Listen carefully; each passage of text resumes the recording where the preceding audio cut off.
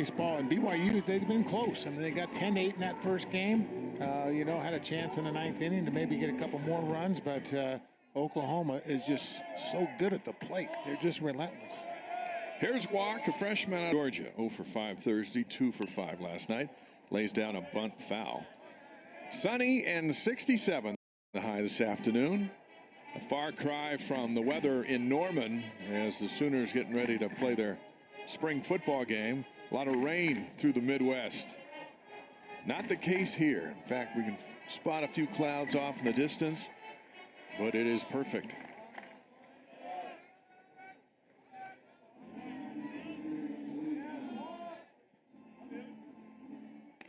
There's a strike by Hansen. One thing we've seen throughout this series is Oklahoma's middle hitters have just been rock solid from start to finish. And we'll see them in a moment. Here's the leadoff man. That one's inside. At that time, Hansen spun it at 94 miles an hour.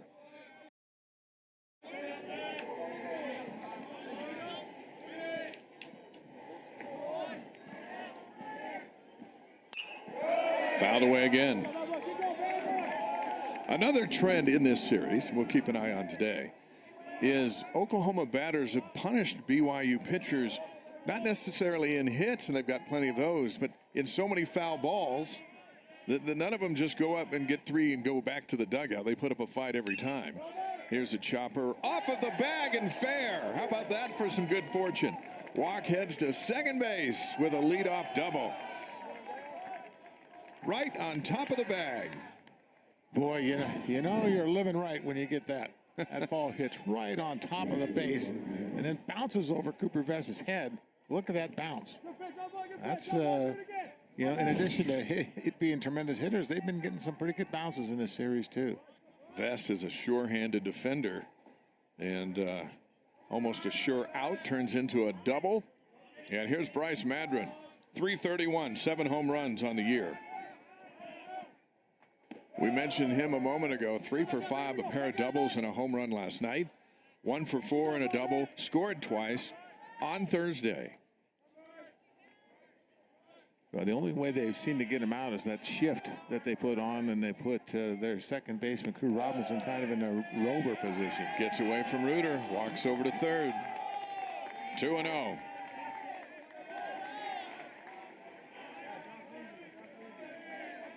And here you go, 7 pitches into the game, and Oklahoma's threatening already.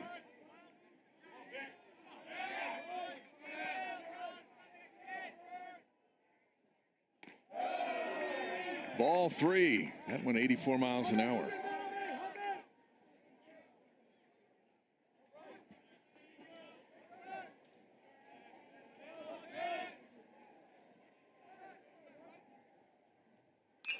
This one's hit hard, and it is long gone. Boy, his amazing weekend in Provo continues. Second home run in as many days. 2-run shot, 2-0 Oklahoma as Madron trots around the bases. What a shot. Well, it stands out to me is that the count was 3-0.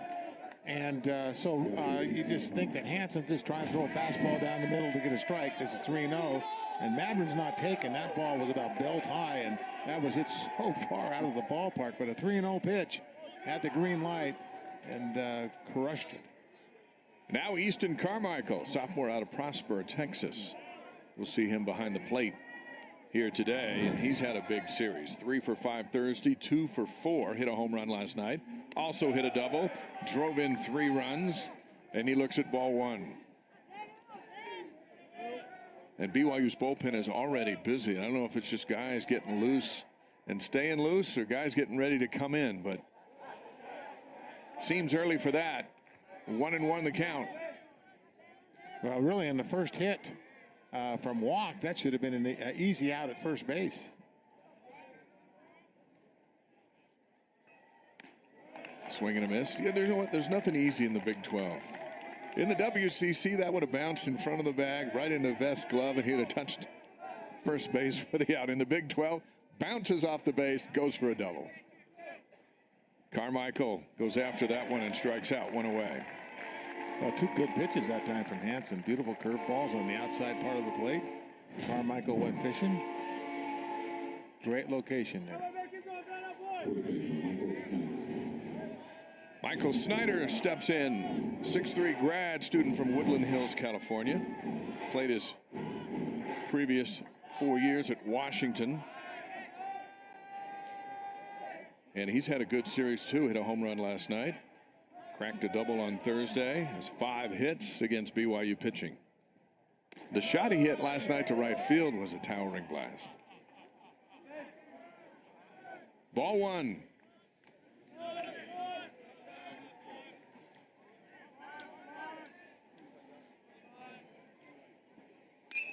Right field he goes, and he's got some room. Vest to chase it down.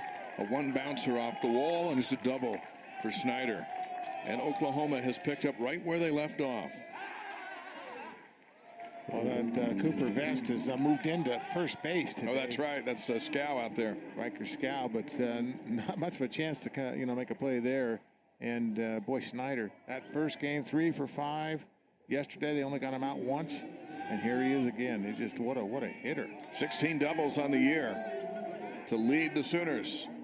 Here's Anthony McKenzie, and he looks at a strike. Senior out of Houston, Texas. Last night 2 for 5 with a double, a run scored. Thursday 2 for 3 with 2 runs batted in. 3 hits in the inning so far and 2 runs across for Oklahoma.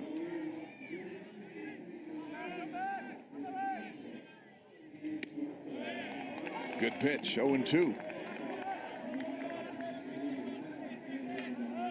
Oklahoma is 8-3 outside of Norman, and they've now won 6 straight.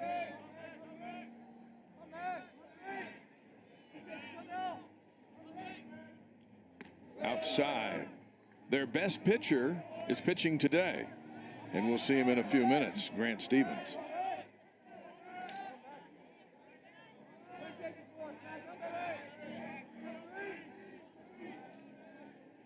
Here's the 1-2. 2-2.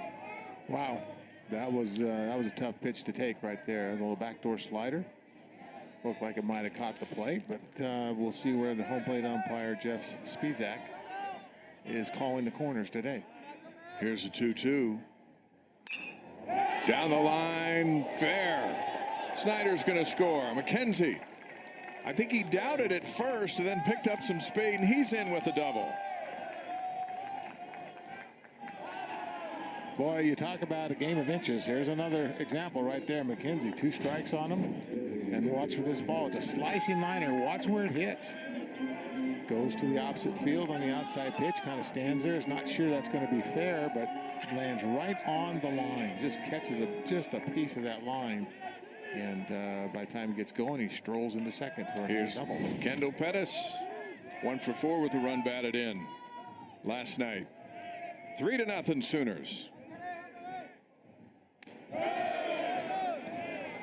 It's like we're Oprah at In-N-Out Burger. You get a double, you get a double, you get a double. Double. Everybody.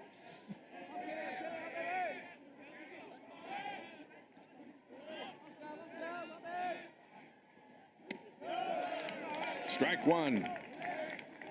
Hansen gets it across. Pettis out of Chicago.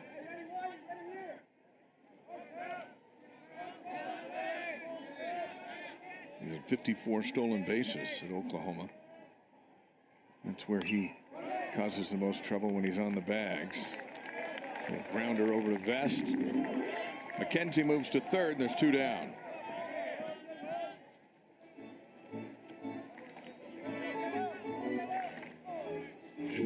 Jackson Willits, freshman out of Fort Cobb, Oklahoma.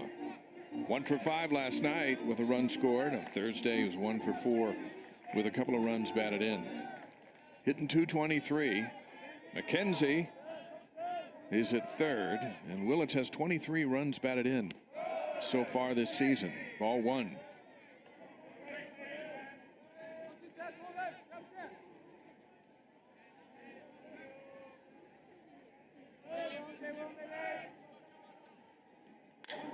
Hard hit right over to the second baseman. Robinson picks it up, throws him out. Sooners lead one, but they get 3 on 4 hits. Cougars coming to the plate. Saturday baseball in the Big 12 continues after this. It's $10 Tuesdays at KFC. Every Tuesday, grab 8 pieces of hot Keone Painter. Batting second, Easton Jones, Colin Reuter, Cooper Vest, Kahii Oloy is the designated hitter, Brock Watkins, Crew Robinson, and Riker Scow. The keys for BYU. Well, they need to put the ball in play. BYU batters have struck out 24 times in the first 2 games, and they need to make contact. Limit the freebies. BYU had committed 5 errors, and the pitchers have walked 8 batters in the first 2 games, and Oklahoma has made them pay for these free bases. Here's the Sooner defense. Rocco Garza Gongora is out there in left field. Walks in center, Madron in right. They've been mainstays in this series. Same for the infield. McKenzie at third, Willits at short, Lane holding down second, Snyder at first. Easton Carmichael moving behind the plate today, all to support Grant Stevens. Stevens is a graduate out of Elk Grove, California. He's seen this movie before. He pitched at Pacific and came here as a member of the WCC to take on the Cougars. Didn't get the win here, but now he's back with Oklahoma. 3.62 ERA. He's 5-0 in 5 starts. Began the season in the bullpen and with a couple of pitching struggles. Skip Johnson moved him to the rotation. 33 strikeouts to just 15 walks. So it's Grant Stevens against Luke Anderson. Anderson hit a triple last night. A much needed one for his confidence. First pitch swinging. Scooped up by Willits. In time at first base. Another Sports Center qualifier as Jackson Willits just robs Luke Anderson of a single. Well, I didn't think he was going to be able to get there, but watch it his last second, how he reaches to get this ball. Number one, reaches out. Now watch the spin off the back foot. And the dig. How about the dig by Snyder? Boy, just really 2 nice plays there to get Anderson for the first out. Here's Painter.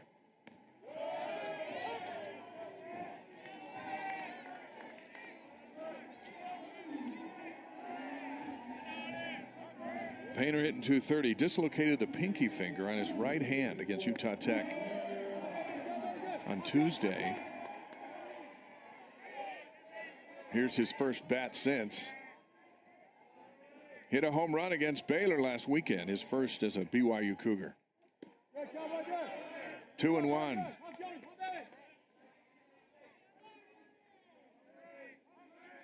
How about the difference in the start to the game? Walk bounces one off the first base bag for a double down the line. Luke Anderson comes up and rips a shot which should have been in center field. Willits grabs it, spins, throws. Snyder digs it out of the carpet. And that's how the Sooners start. And then don't forget the line drive that hit on the line. This one is over the head of Garza Gongora, and Painter is in with a double. And that's the 5th double on the year for the redshirt freshman out of Kula, Hawaii. Well, you turn the page back a little bit. What if that would have been a base hit by Anderson had it not been a great play by Willits? Right now, he would have scored. That ball one hops the fence out there in left center, 380 to the alley. So it is about 380 feet. Easton Jones now to challenge Stevens. Jones hitting .313. 1 for 4 last night with a home run. 2 for 3 back on Thursday. Anderson hit the ball hard. Painter hits the ball hard. Now we'll see what Jones does. Ball 1.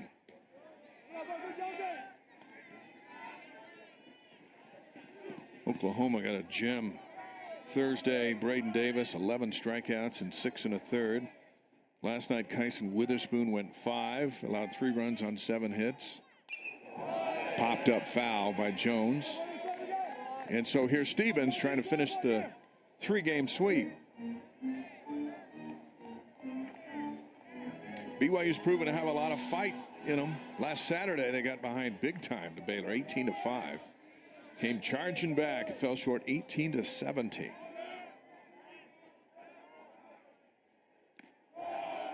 We don't anticipate that kind of marathon here today.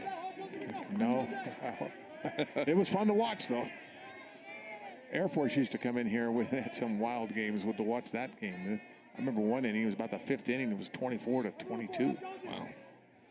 Here's the 1-2 to Jones. 2-2. Colin Reuter on deck. Keone Painter is out at second base.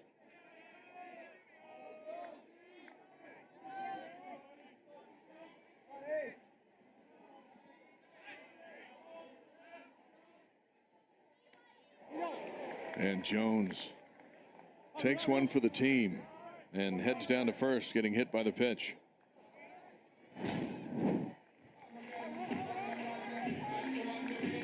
There's a curveball. Keeps coming in and hits it right on the kneecap. Man, right on the kneecap. He's lucky he's still walking. Boy, that's why he comes out of there. Oh, tried to get out of the way, just couldn't do it. So the Cougars getting an opportunity here in the bottom of the first after Oklahoma struck for 3 in the top of the first. Colin Reuter was 1 for 4 last night. He struck out 3 times. Thursday, hit a 3-run home run. And knocked in a couple back on Tuesday against Utah Tech. 321 as mentioned. That's the best on the team. Strike 1.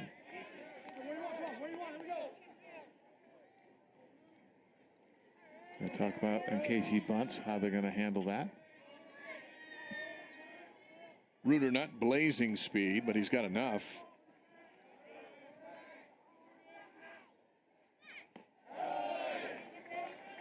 There's another swing through. Now 0-2, and Reuter has to get defensive. And Stevens with a golden shot to get the second out of the inning.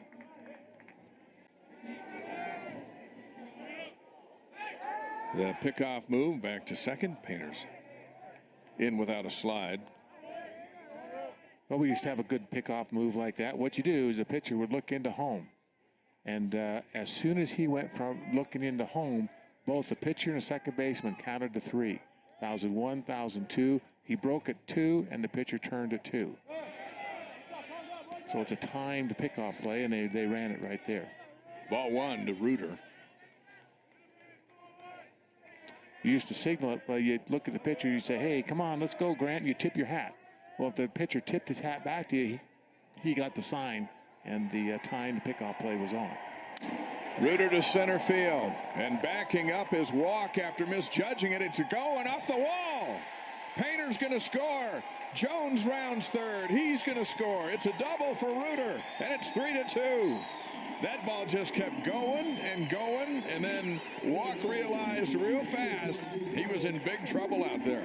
Well, Jason Walk plays kind of a shallow center field, and you can see him kind of shaking off. He kind of hurt his leg there a little bit. He's trying to walk it off, but that ball just kept carrying, and he just couldn't get back there in time. It was hit hard enough and low enough that it bounces off the fence, and a stand-up double. And we're right back. BYU's right back in this game, 3-2, which is still 1 out. Cooper Vest comes to the plate. 1 for 5 last night. 0 for 5 on Thursday. Went 0 for 3 on Tuesday. So he's looking for a pick-me-up Saturday to wrap up the week. Ball 1. And Grant Stevens, the ace in the arsenal for Oklahoma, has been shaky, and BYU's been able to take advantage. Once he settles in, that's a different story, but right now he's unsettled. There's a strike, 1-1. Well, and he had a great defensive play by Willits to get the only out of this inning. It looked like a sure base hit by Anderson, and Willits made a tremendous play. Lefty against the lefty. Ball 2.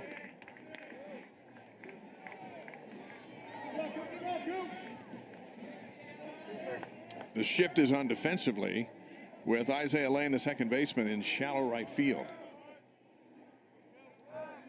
Here's the 2-1, 2-2. You could do a drag bunt here, not now because you got 2 strikes. With as deep as everybody's playing. Yeah, he would beat that out. Yeah, but, for sure. Here's a 2-2. Over to the third goes Reuter, and the count is full. And now Vest, if he can get it up in the air in the outfield, has a chance to tie the game with a sacrifice. Yeah, we've just seen a lot of pitches so far from Grant Stevens that have been between 77 and 79 miles an hour. It's just kind of that sharp breaking curveball, but he hasn't had the control yet. He's not able to spot it so far.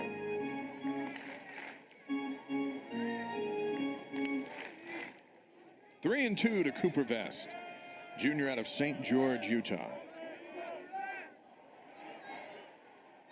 And Vest goes to right field. He gets all of it, and it is just foul. A no-doubter down the line. Just tailing to the right. It was hit, and he'll do it again. It was hit so high. It was hit so high over that foul pole, so far, and really tough to tell where it was when it left the ballpark. Ben Harlow, our first base umpire, was right there on the line watching it go, and he was the one to signal it being a foul ball. Well, that should have got Stevens' attention for sure. Let's see how he approaches this pitch. 3 and 2. Got him. Strike three. Big pitch by Stevens. Vest heads back to the dugout. Reuter comes to the plate. Instead of a 2-run home run, it's a strikeout. And it was a strike regardless of the swing. Boy, and that's the difference in this first inning we've seen. Walk hits the base and gets a base hit. A line drive down the line, just barely fair. And that ball right there was probably within a foot, one way or another, being a home run or a foul ball. Aloy looks at a strike.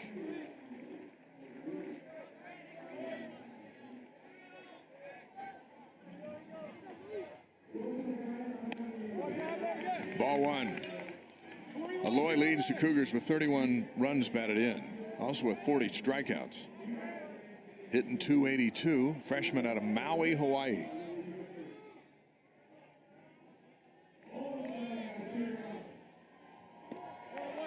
Ball two.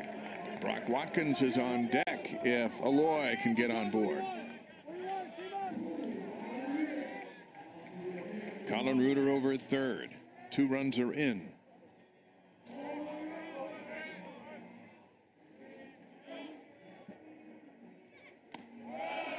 Two and two. Well, catching today is Eastern Carmichael. He's been the DH in the first 2 games, and his job is to, if there's some pitches in the dirt here, he's got to block them. So he can't let Reuter score. Here's the 2-2. And the grad student sits the freshman down. He watches strike 3 go by. BYU leaves 1. They get 2. We go to the second. It's 3-2 Sooners here on Chula Vista, California. Stepping in. 1 for 2 with a run scored last night. Was 1 for 4. On Thursday, Ben Hansen now with some offensive support behind him. Back up on the hill. Hansen gave up 3 and got hit hard. Got hit beyond the wall. A slew of doubles. And we'll see if he's settled down for the second inning. Comes in with a strike.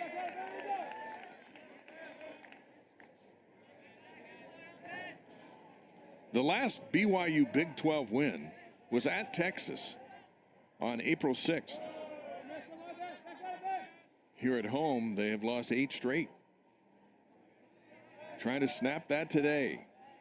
Next weekend, the Cougars will be at Oklahoma State. Jones over at third. Up throwing, Lane motoring, 1 away. Oklahoma will be home for Texas in their final baseball series as members of the Big 12 against each other. Then they'll both go to the SEC next year. Texas got beat last night by TCU. The Longhorns are not what they typically are. Well, that's quite a rivalry there. Those teams just don't like each other. And that should be a fun one to watch. Into left field goes Garza. Gongora, his first at bat in the series, and he rips a single. Yeah, well, Rocco came into this game batting 154, 39 at bats. He had 6 hits. So now he's 7 for 40, getting closer to 200. Now Jason Walk, the center fielder. And the leadoff man for the Sooners comes up. He hit a double right off the first base bag his first time up. RGG, as he's referred to by his teammates, and safely. This will come right back to Hansen. Looks at second, goes for the shore out. 2 down. And Garza Gongora moves over to second base. Bryce Madron hit a home run his first time up. Towering blast last night. 3 doubles in the series. A senior out of Blanchard, Oklahoma. I don't know, he might even move here after he graduates. Provo has been so accommodating. Well, he leads the team in walks, and he'd worked the count to 3-0, so you're thinking he's going to be taking a 3-0 pitch, and Hansen threw a fastball down the middle, and boy, he took the pitch. He took it right out. Whew. Ball 1.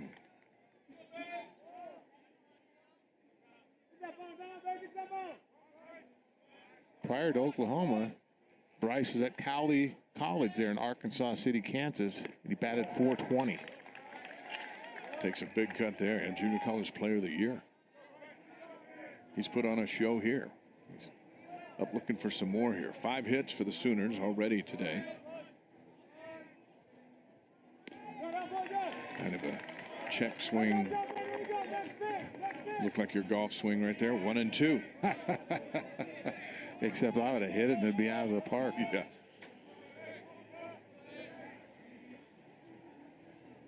Chance to get out of the inning here clean. Bounces it in. 2 and 2.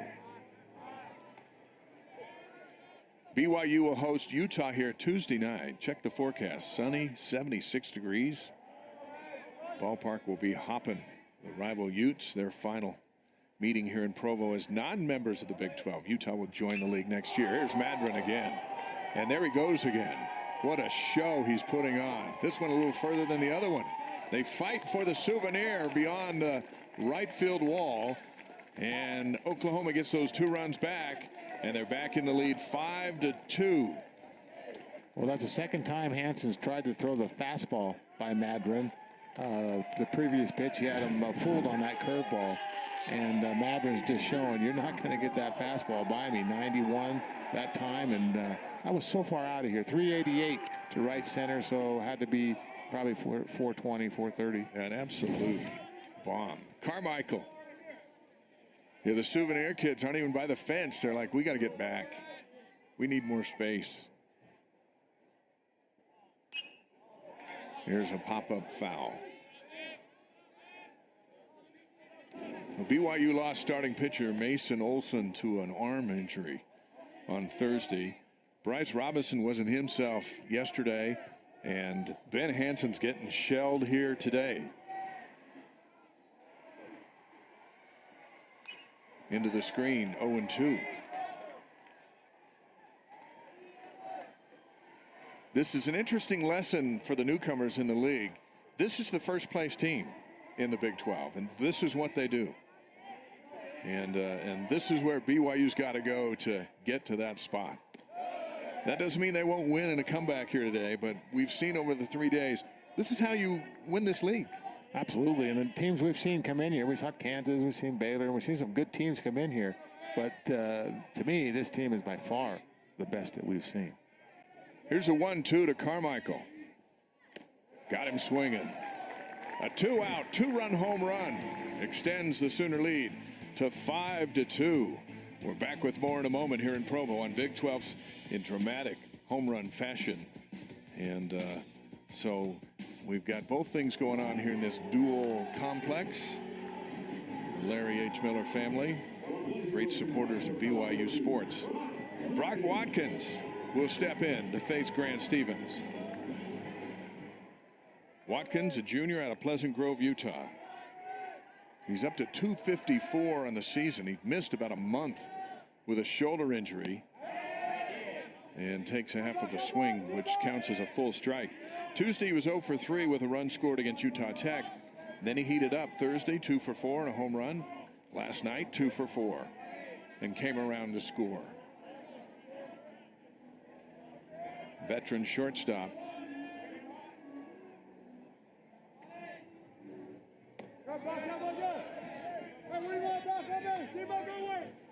Tough to be a team leader when you're on the bench hurt. Now that he's back in, if there's one to lead the way, Gary, don't you think it's Brock? Absolutely, yeah. He's been a team leader, ever since he got here at BYU. He was a 4-year starter at shortstop at Pleasant Grove High School, 2-time All-State first team, and ranked as the best shortstop in Utah. So he's back at where he's very good at it, and he's been hitting the ball well lately. Here's the 1-2 from Stevens. 2-2. Crew Robinson's on deck for BYU. And Oklahoma really puts that shift on. The second baseman, Isaiah Lane, he's almost where the normal shortstop is. So they really crowd that left side. Off of his foot. He'll walk that off.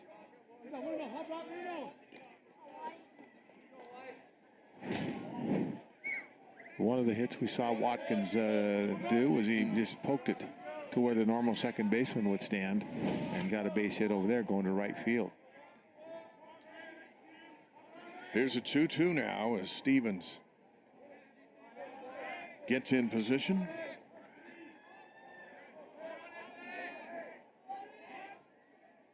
Got him. Good pitch. One away.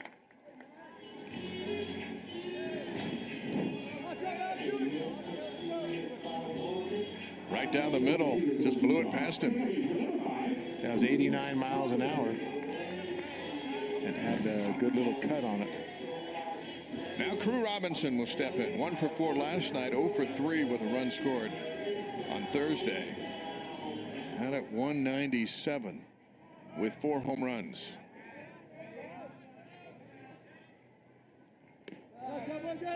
Ball 1. Phoenix Suns begin their first round playoff series against Minnesota this afternoon, and that series means something to BYU fans. The Suns associate head coach Kevin Young is the new BYU men's basketball coach, and he's going to remain with the Suns as long as they're in the playoffs, and then he'll come to Provo and start his new job. Cougar fans eager to see him get here. He's got a staff to fill, a roster to recruit and re-recruit. Fouled by Robinson. And get ready for his first season, just 7 months away. But for Young, today it's all about beating Minnesota. And that playoff series gets started this afternoon. That was a great find for BYU to get someone that talented with that much knowledge. And just a great hire. Here's the 1-2. Off the plate, 2-2. Riker Scow is on deck. Well, Robinson had an interesting game yesterday. He had 8 assists at second base. And that's like, Oklahoma was just playing pepper with Robinson over there at second. The shift is on. He bounces it to Lane, the second baseman, and gets it in time. 2 down. Well, we've seen Oklahoma kind of, emulate the BYU shift there. And that time, was a sure base hit. But the depth that Isaiah Lane was playing, he was playing like the rover position out there, and makes it easy play. Riker Scow hit his first BYU home run last night. Freshman out of Pleasant Grove, Utah. Getting the start today out in right field. Looks at ball 1. Top of the order, Luke Anderson is on deck. 2 outs here in the second.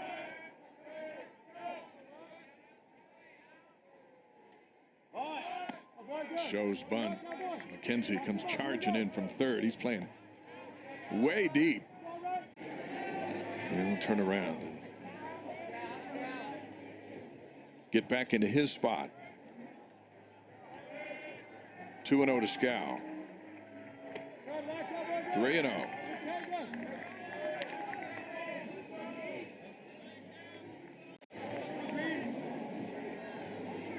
We get to see the fans, number of fans out here tonight from that angle. Very good crowd.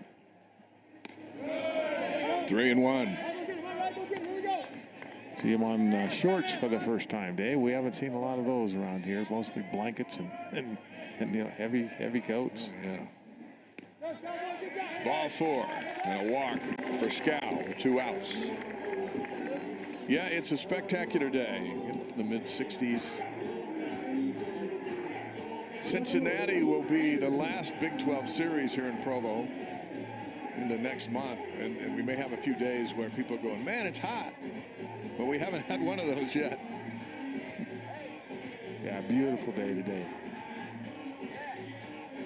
Anderson grounded out his first time up, and he got robbed by a phenomenal play from shortstop Jackson Willits. And they shift to 3 infielders on the left side, so the right side's wide open. Strike 1. Anderson is 7 of 54 over the last 13 games. Well, and that shift that you see right there is the same one, exactly the same positions that they did for Brock Anderson. For Brock Watkins. They'll throw over to first.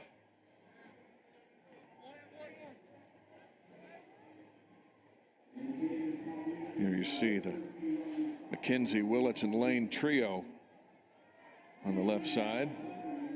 And then you look at the outfielders, they're all playing straight away. So it's an interesting shift. Anderson to left field, and this one is way back and out of the glove of Garza Gonzagora. In comes Riker Scow, and it's a double for Anderson. It looked like it was going to have enough to get out of here, and it just eluded the mitt of Garza Gonzagora. BYU scores. Yeah, when he first hit it, I thought that was gone. But Gongora got to the ball. He jumped and it hit in his glove, but then it came out of his glove. And sure, that's going to be a double. It was a great effort to get back to the ball, but a double and a run batted in. Keone Painter, who hit a double his first time up, comes to the plate. That's the 9th for the year for Anderson, which leads the Cougars. And it's 5-3.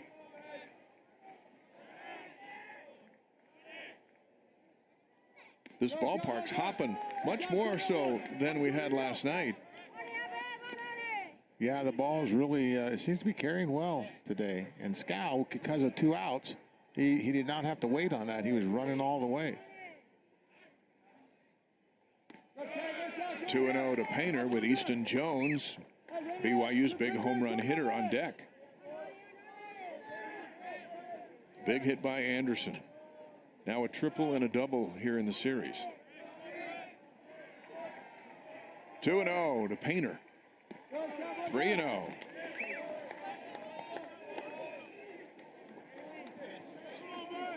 I'll tell you what holds true, and we've been talking about throughout the series, the more patient the hitter is, the better pitch he's going to get. Absolutely. You look at Madrid in that first inning. Absolutely, yeah. He was 3-0, and he got a straight fastball, and he sent it well over the fence. So then he came back up, waited for the right one again. Yep. Rocked that one out. That's why he leads the team in walks, and then we've seen the power that he has, too. 3-1 for Painter.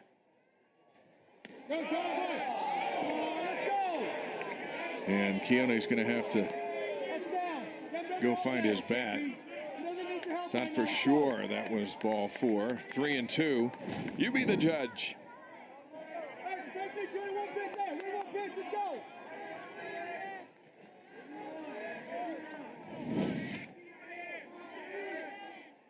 Three and 2. Anderson over at second base.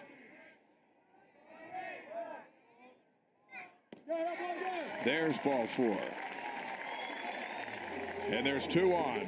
That pitch is pretty much the same place as the previous pitch. One called a strike, one called a ball. Last night there were a lot of low pitches called strikes on both sides that had everyone been out of shape. So pep talk for Stevens with Carmichael and Snyder on the mound with him. Easton Jones can tie this, give BYU the lead with the swing of a bat. He got hit by a pitch his first time up. 10 home runs on the year. One of those home runs was last night. So tremendous power. Let's see how Stevens approaches him in his wise old age as a grad student Jones, a sophomore. 2 down, 2 on in a 2-run game. Ball 1. Colin Reuter on deck for BYU.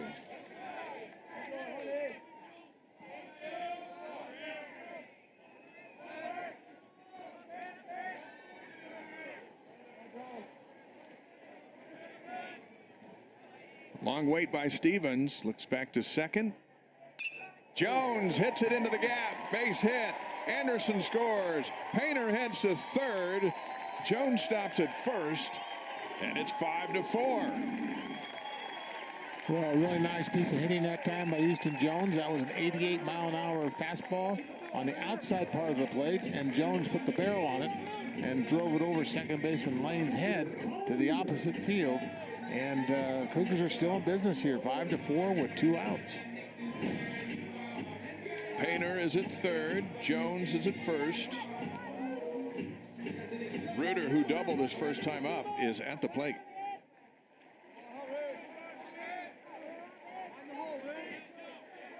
Stevens' ERA is 3.62. He's given up 4 here in the first 2 innings. Bounces that one in there. That block saves a run for Carmichael. Well, I'm seeing Jason Walk, the center fielder.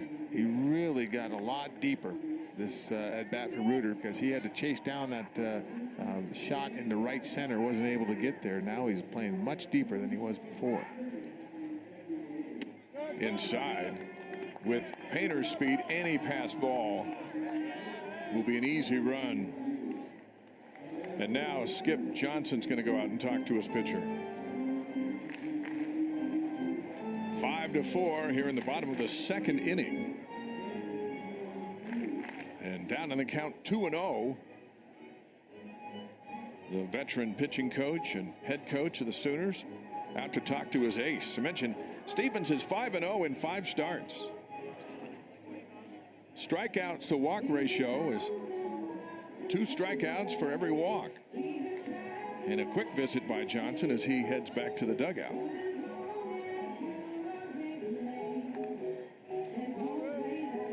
Opportunity for BYU. Go back to the second inning last night, Gary. BYU had bases loaded, nobody out, and didn't score. Talk about a missed opportunity. It haunted them the whole game. Well, you got to give credit to Witherspoon, man. He just came in and just got 3 outs in a row. So here they are, 1 run from being tied. Stevens gets a strike. 2-1. I'm amazed at how often a pitcher will throw a strike after a coach comes out to talk to him. Yeah. The batter should be going, whatever it is, it's going to be a strike. That's good advice. Here's 2-1. Ball 3. 3-1. Cooper Vest is on deck. He's just having trouble locating that curveball. Fastball has been a nice cut fastball, but he just can't get that curveball over recently. Let's see if he comes with that fastball right here. 3-1 to Reuter. Gets the corner. Now the count goes full. That was the curveball. 2 Saturdays ago, Reuter hit 3 home runs to lead BYU to a series win against Texas in Austin. Now he's got a full count with runners at first and third and 2 outs. Stevens delivers. And into right field goes Reuter. Painter scores. Jones heads to third. Here's the throw. It's cut off by the shortstop. The game is tied at 5. And Colin Reuter with an RBI single. Well, the shift was on there for Reuter. 3 players on the left side of second base. And Reuter at 3 and 2 just went with the pitch and hit it where they aimed. And RBI ties it up here. Vest, who struck out his first time up, if you remember, he just missed a home run by a couple of feet down the right field line. And now he's back, and he's got Easton Jones at third and Colin Reuter at first. And Stevens suddenly maybe pitching to stay in this game. When you've got 21 other pitchers on the roster, you got a lot of options. Well, and they're warming up, and they're throwing hard out there. So, yeah, this might be the last batter if you can't come and get Cooper Vest. The second out is so hard to get. in college baseball. 1-0. Vest hits it high. And calling for it is Willits. And that's exactly what Oklahoma was hoping to get. The Cougars leave 2, but they score 3. We march to the 3rd inning here in Provo. It's a wild Saturday. All tied up at 5 to start today. And then, Gary, after that, it's a free-for-all. Yeah, you look at the losses in the loss column, and every one of these teams, I mean, they're exceptional, but they just keep beating up on each other. So it's anybody's ball game still, with a lot of games left to play. The difference from the basketball league and the baseball league is had the same kind of log jam, but the teams were ranked number 1, number 3, number 5, number 10, number 16. That's not been the case in baseball this year. Largely, TCU was in the top 10 early, and they have been near the bottom of the league the whole Big 12 season, which has been a big shock. And so some of the powerhouses, even Texas, has shown signs of not being Texas-like, as Watkins flips it over to first and retires Michael Snyder 1 away. So that tournament, I think, is wide open. Right now, Oklahoma would be, again, the 1 seed, and they're playing the best baseball. But I would guess it'd be anyone's game. Absolutely. And then you're going to get some at-large bids from the Big 12 there, because they're just so good. So yeah, that College World Series, that's when that starts, that's fun. Oklahoma last year went 32-28, 11-13 in the Big 12, 1-2 in the Big 12 tournament, and they went 1-2 in the NCAA regionals. So they got in as an at-large due to the strength of the league. 0-1. We asked Skip Johnson if the Big 12, how has it prepared Oklahoma for the SEC? And he's like, hey, the Big 12 has been it for baseball. And over the years, it has had plenty of teams in that College World Series, including these Sooners playing for the finals just 2 seasons ago. Yeah, and then off of that team, there was 11 players drafted after that season. So what a team they had. They got all the way to the finals and almost won the thing. A couple of those kids in that starting roster are still with the roster today. 3-1 for McKenzie with 1 out.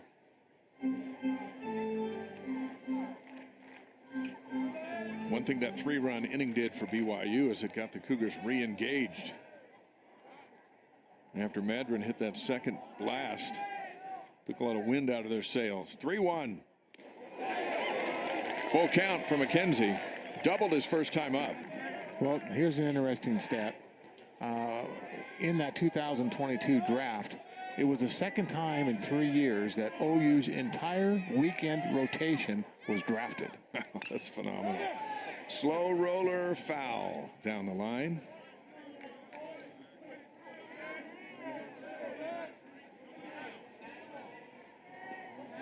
Is that when, as a coach, you just don't worry?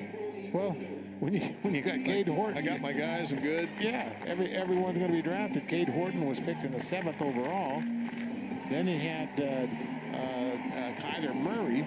You remember him? He was a tremendous pitcher, and now he's playing football. But what a tremendous athlete he was.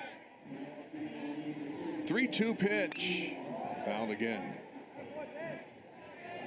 We're going to ask Skip Johnson about Kyler Murray. Great baseball player, great football player at OU, now quarterback for the Cardinals. We're going to ask him if he thought he should have chose baseball. Yeah, I know what his answer is going to be. Absolutely. 3-2, fouled again. I don't know. Murray's doing all right where he's at. We'll ask him.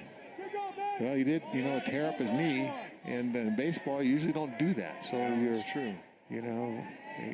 And maybe he'll come back in a little bit and still play baseball. Who knows? He's such a talented player. McKenzie swinging inside. Gets a piece and stays alive. Yeah, there's a good battle going on right here. McKenzie and Hansen. 2 doubles in the series for McKenzie, 5 hits. So he, too, has enjoyed his time here. First ever visit to Provo for Oklahoma, probably the last. And Hansen misses inside, ball 4. That was a good battle. Yeah, McKenzie's, he had 2 hits last night, 2 hits the first night. So, he just shows what a tough out he is. Kendall Pettis back at the plate. Grounded out his first time up. He did a little fake on a bunt also. Took a look at the fielders and with his speed has a chance to beat it out.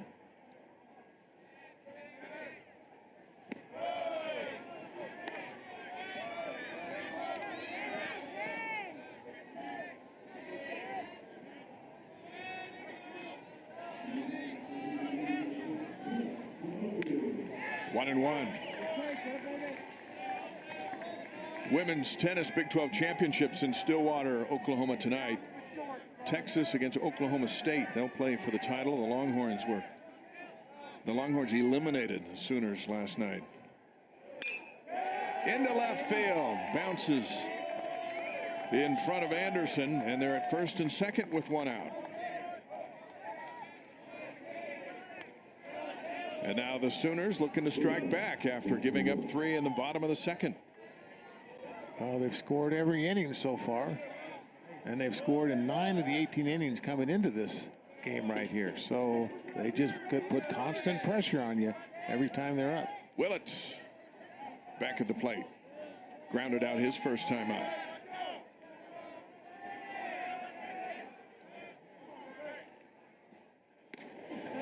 Strike 1. Couple of hits in the series for the freshman out of Fort Cobb, Oklahoma. You put it over the plate, he'll knock it out too. 5 home runs over the last 8 games. This one bounces in front of Reuter and over his head. The runners move up on the mistake by Hansen, and now they're at second and third. Yeah, and it takes a double play away there. That ball was so far over. You don't see one hop completely over the catcher. No, it was so far over Reuter's head and over the umpire's head. Took a crazy bounce. Yeah, gut check time for the sophomore out of Pleasanton, California. 1 and 2. And it was a fastball that time, 91 miles an hour. Isaiah Lane on deck. Infielders for BYU, corners are up. Middle infielders are back, willing to give up the run if it is hit on the ground. Left field. Anderson underneath it. McKenzie will tag from third. The throw is in from second out, and that may have been before the run. Oh, it did. And it did. What a play by BYU. The throw from Anderson to Jones at third base. Tags out Pettis before McKenzie can score. Yeah, and so the Sooners don't get anything. Big mistake for McKenzie there. You got to come in hard. You know you're going to score, but you're not. Is your reward. Modelo, the mark of a fighter. Back at Miller Park in Provo, that's Jeb Lotus checking in. Senior pitcher out of Yukon, Oklahoma. And Stevens' day is over after 2 innings, allowing 5 runs on 5 hits. And so Kahio Aloy will face the new arm for Oklahoma in a 5-5 game in the bottom of the 3rd inning. Aloy struck out his first time up. Lotus is a senior. He appeared in 3 games in 2021, made 5 relief appearances in 22, and 16 relief appearances last year. Fouled back 1-1.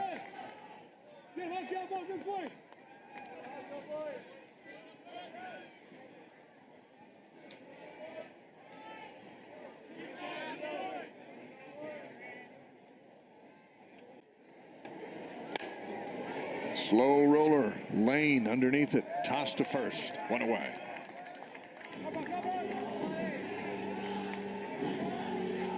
Just down the road from here, about 20 minutes, Gary, let me tell you what's going on. Footloose star Kevin Bacon is at Payson High School, where the movie was shot, released 40 years ago.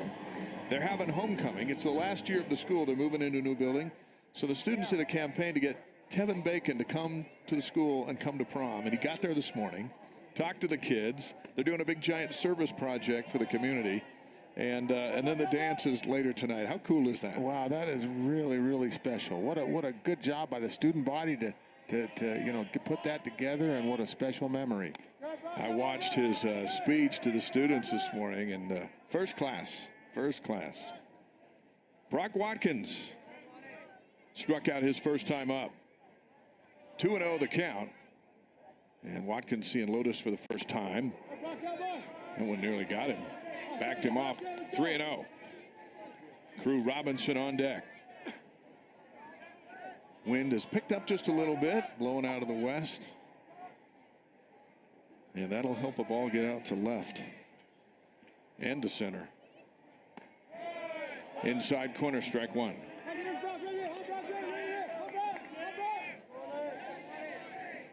There you see Old Glory in the breeze. 3-1 pitch. There's ball 4. Way inside, so Watkins will head down to first base. And Lotus is trying to get that fastball over at 92 miles an hour, kind of tails in to the right-handed hitter, and he wasn't very close on a lot of those, about 4 of the 5 pitches there.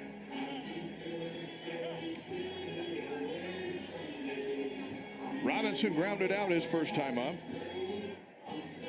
Grounded out to deep second base early, shallow right field, and the shift was on, but they won't shift this time.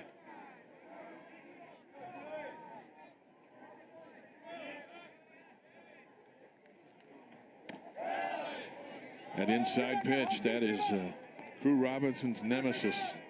Strike one.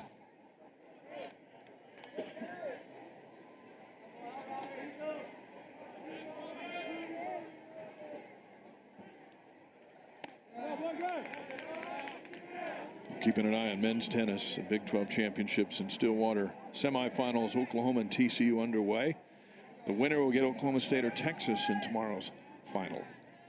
A lot of these spring sports into championship weekend. We'll give you an update on golf in a bit. 1-2 now to Robinson.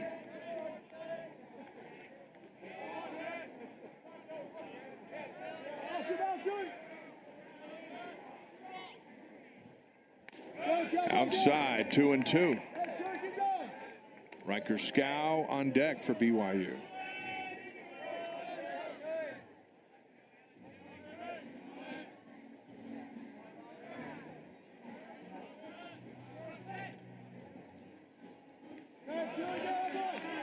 Three and two. Carmichael had to find that. It was sitting right under him.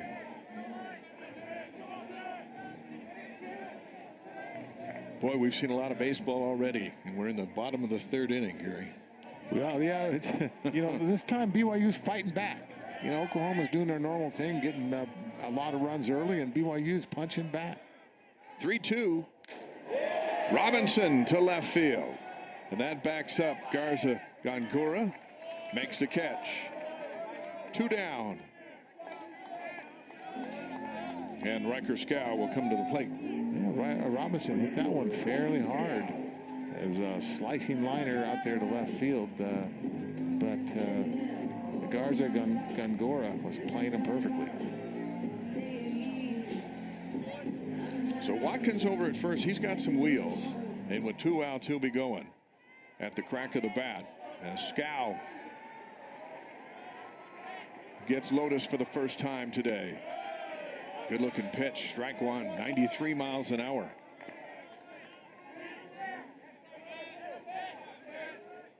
The thing with Oklahoma, and one of the reasons they're in first place, is in the event that the starter doesn't quite get it done, they just go to somebody else in their bullpen who will.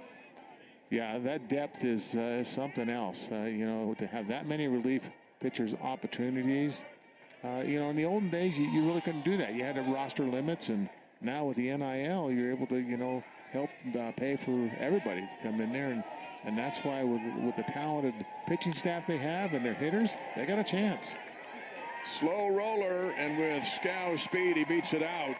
An infield hit. Watkins over to second, and there's 2 on with 2 out. Well, Lane comes up with this ball, but he's moving to the right of the bag there, and really couldn't set the throw. And with the speed of Scow, easily beats it out for an infield hit. Luke Anderson doubled his last time up. He comes up to face Lotus for the first time.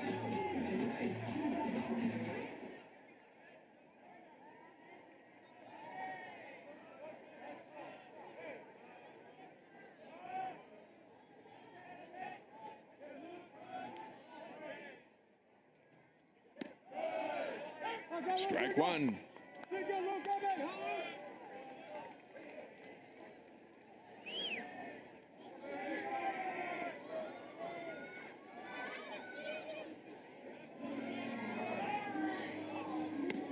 Strike two. Well, first pitch was a curveball. That fastball was 93 right on the outside part of the plate, just painting that outside corner. Starting to pound the zone now. Anderson will have to fight him off here. Strike three. 3 pitches. The Cougars leave 2. We go to the 4th, all tied at 5. Here on Big 12 now on ESPN+. Say hello to Cutter Clausen. He's the new arm for BYU, a sophomore out of Laguna Beach, California. 7.06 ERA. He's had some bad luck this season. 0-5 in his 6 starts. Comes with a fastball up near 95, a slider, and a change. So Ben Hansen's day has come to an end. Our pleasure to be joined by Skip Johnson, head coach of Oklahoma. All right, both of you and Trent Pratt have gone to the bullpen, so it's game on in a 5-5 battle. Yeah, you just never know in a day game here. You know, it's I thought Grant Stevens was trying really hard. Walks a 9-hole hitter with 2 outs. I mean, you just can't do that. And I thought he was trying really hard and really over competing. Satisfying for you to already have clinched the series coming in. You wake up in first place in the Big 12 with a chance to sweep this one and go home and get Texas. But this has been a good couple of days of baseball for the Sooners. Well, I mean, we just been separating balls from strikes. And, you know, if you play the game 1 pitch at a time, you're not worried about sweeping anybody. You're just playing it 1 pitch at a time. That's what you have to do. You can't, if you worry about all the results of the game, it just beats you up. You know, you got to stay in the process as long as you can. Coach, did you have any advice for McKenzie in that last inning for not really running hard down the third base line? I had more advice for Kenny for tagging up, you know? Yeah. I think that's the biggest difference. We've been talking about this program and the history and where you've been, and Kyler Murray's name always comes up. What kind of a kid was he to coach? Oh, he was awesome. I mean, a lot of people don't realize how much he worked. That ball's up. How much he worked, you know. I mean, he worked when nobody else was working. I can remember opening the gate, going to open the gate at 1 o'clock in the morning. We closed our gates at midnight, and he'd go in there and park about 11:30 and start hitting, and he'd be working out, you know, hitting on his own. And that was what he did. He worked when nobody else was working. He's a great kid, great person. Single by lane, that'll bring up Garza Gongora. Is that what separates the superstars from everyone else? I don't know. I mean, it's whatever it is, he had it. So Gary and I would have a conversation. If you were to give him career advice, would it have been football or baseball? He called me and said, "What do you think I ought to do?" I said, "Go where your heart is." He loves baseball. There's no doubt about that. But he was a natural in football. I mean, he could be a defensive coordinator. It was really fun to watch him and watch his growth. I told him, you know, he's an infielder. I told him to play center field. I was like, "Kyler, it's like catching a punt, right?" And he goes, "Coach, I never caught a punt. I'm a quarterback." That's classic. Visiting with Skip Johnson. And let's finish with this. And we may not get a chance to talk to you again for a long time. There's a strike, 1-1 to count. But you go to the SEC next year. How has the Big 12 prepared your program for that move? Well, I mean, the baseball is really good. I mean, I can remember in 2014, 3 of us were in Omaha. And it was, I mean, that's that kind of baseball. Big 12's good baseball, really good baseball. Here's a shot to left field by Garza Gongora. Anderson underneath it. And there's 2 down. Coach, you have a great baseball program. We wish you the best of luck moving forward this year and beyond. And thank you for letting us into your dugout this series. It's been great. Absolutely. Thank you guys for what you do. Thanks. Skip Johnson in his 7th season at Oklahoma. 212 wins. And they're going to get a few more this season, Gary. You know, and I love that advice that Skip Johnson gave to Kyler Murray. Yeah. Go with your heart, you know, and that's he's such a great baseball player. And, you know, he could have made it at any point in time. He could have made that decision to go the other way, but he went with his heart. great advice from the coach, not putting pressure on him to go play baseball because he's so good. So I love that. I mentioned 2 outs. It's 1 out. Jason Walk up for the 3rd time. He's got a double and a ground out. Isaiah Lane over at first.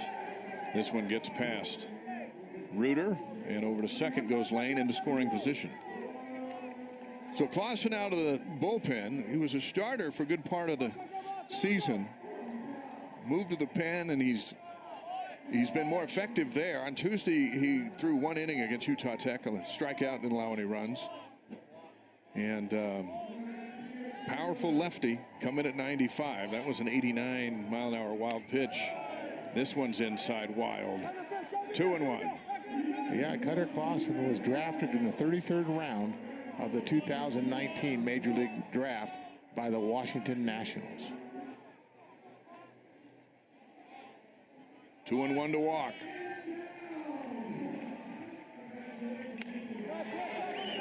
Nice looking pitch, 2-2. Yeah, that's an 85-mile-an-hour. That's his cutter right there, and kind of bearing in on Walk.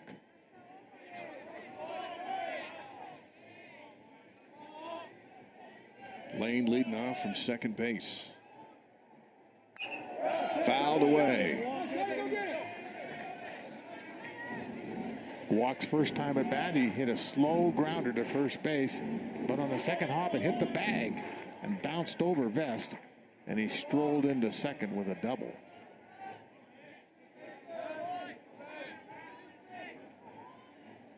Two pitch. We'll do it again. That was a 95-mile-an-hour fastball bearing in on Walk. He did a nice job of just staying alive. One of the freshmen in this Sooner program. And he plays a solid center field. Here's a 2-2. Ball 3. Well, he went to Harrison High School in Ackworth, Georgia, and he was rated as the number 2 shortstop in Georgia. So great infielder, but he's asked to play center field, and we've seen some great speed out there, great range. 3-2 pitch. Ball 4, and there's the 22nd walk on the season allowed by Clausen. Walk takes a walk. And now BYU's playing with fire again as Madron comes to the plate. And Reuter's out to remind Cutter Clausen, in the event you didn't see what Madron has done in his 2 previous at-bats, let me remind you, they've been powerful home runs. And yesterday's game when he hit that home run and a couple doubles in the first game when he was 1 for 4. So, yeah, he's just every game he's got a hit. Every game he's hit it hard. And he's crushed that home run today. He's got to face the lefty here. See if that makes a difference. Ball 1.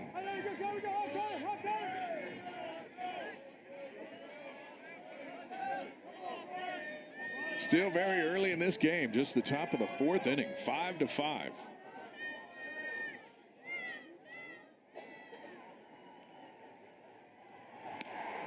There's a big cut. Strike 1. Well, that was a cutter by Cutter Clausen. Beautiful pitch. I don't see Madron miss many strikes.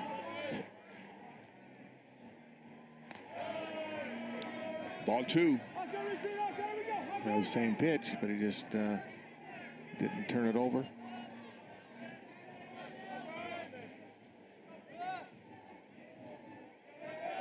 Two and 1. Ball 3. Easton Carmichael is on deck. Carmichael has a couple of strikeouts today, but he had a double and a home run last night.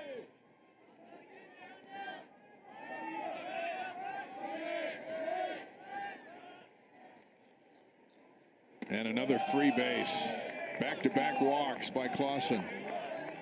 And he's put himself in big trouble. Well, he's the leading walks on the team, Madron is, and came into this game with 31 walks, and there it is, bases loaded. Yeah. One out, and Carmichael will step in. Cougars are praying for a double play ball, but this is where Oklahoma has just found ways to pepper the baseball. Another ball from Clausen.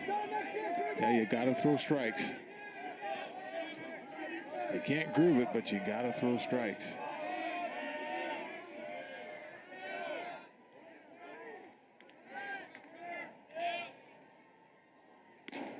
There he gets the corner, 1-1.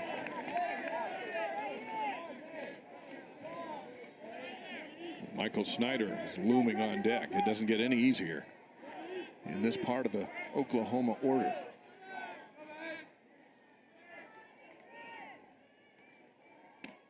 Strike two on a big cut. 1-2. And Carmichael will have to fight him off.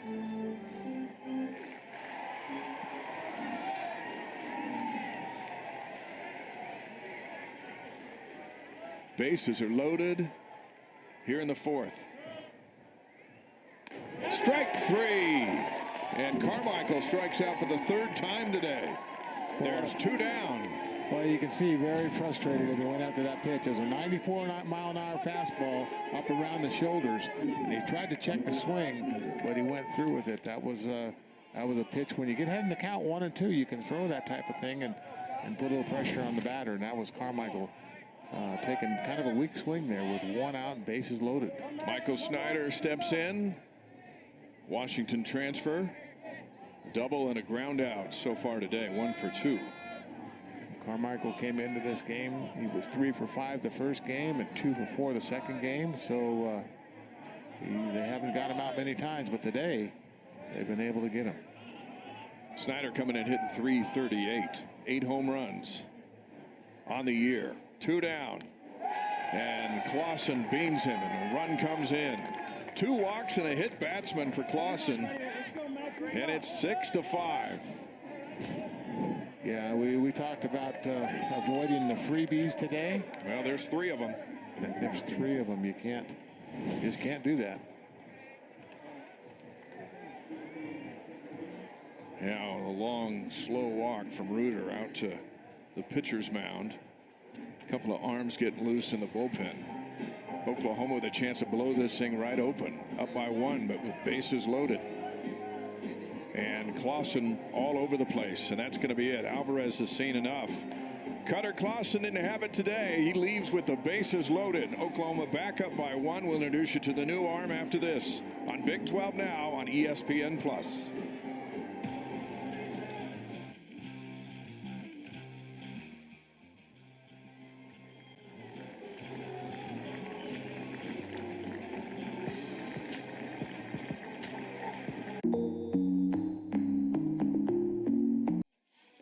Boston Mabius is out of the BYU bullpen, junior out of Henderson, Nevada.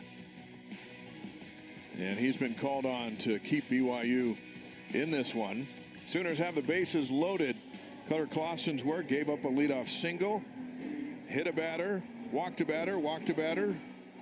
Not necessarily in that order. Got a couple of outs sprinkled in there, but gave up the lead on it. Snyder getting hit by a pitch, and so Clausen got the hook, and now it's Mabius.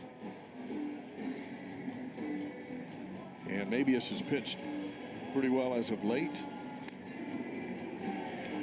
He came in the first game and pitched 2 innings, gave up 2 hits, 2 runs, only 1 of them earned through 36 pitches.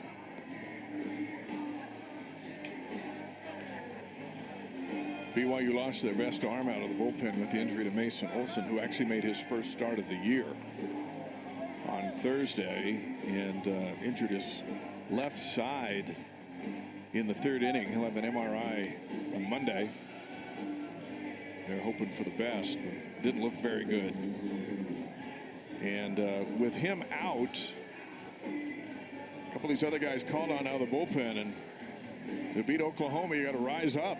And now it'll be Mabius' turn to try and do it. McKenzie steps in with the bases loaded. He has a double and a walk so far today.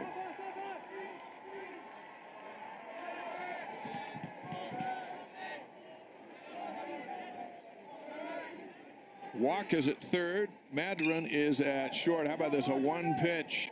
Robinson over to first. And Mabius gets the job done. The Sooners leave them loaded. They do score one and retake the lead. It's 6-5, Oklahoma. Bottom of the fourth coming up on Big 12 Now. When my grandfather started this company in 1947, he couldn't have envisioned what we would ultimately become. We realized that our value to our customers is that we will be there day after day. Sooners get one in the top of the fourth. And now Painter, who has a double and a walk, climbs into that left side of the batter's box.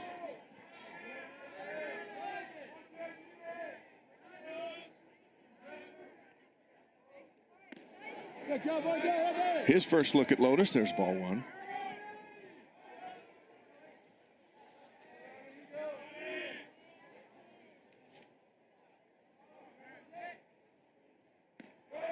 Strike.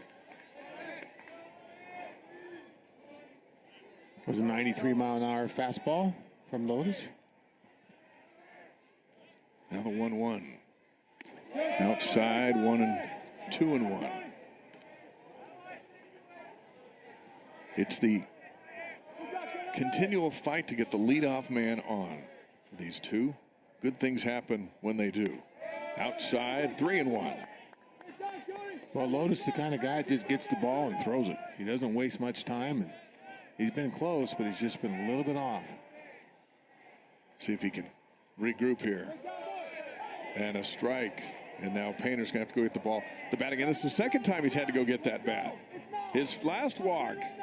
And Trent Pratt is expressing his frustration. Home plate umpire Jeff Spisak listening to him, give him a thumbs up. And it's 3-2.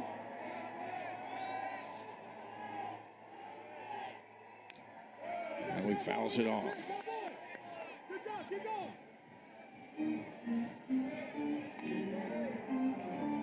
Ben Harlow is our first base umpire. Casey Moser out at second. A.J. Wendell at third.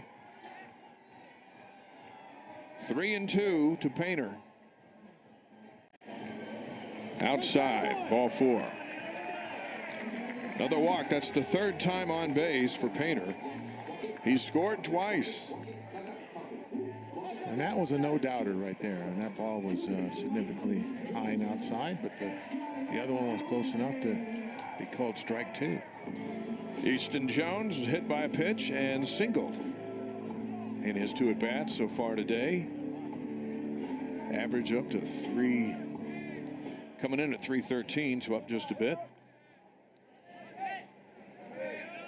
Always the threat for the long ball.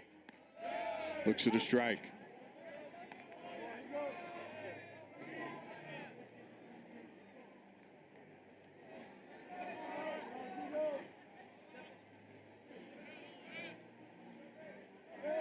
Throw back to first. Painter just a foot off the bag. Just to say hello and reset the pitch clock. Well, Carpenter has kind of made Lotus work a little bit on his return throws to the pitchers. He's had it low and high. He's been jumping for the ball. And that one's inside, 1-1.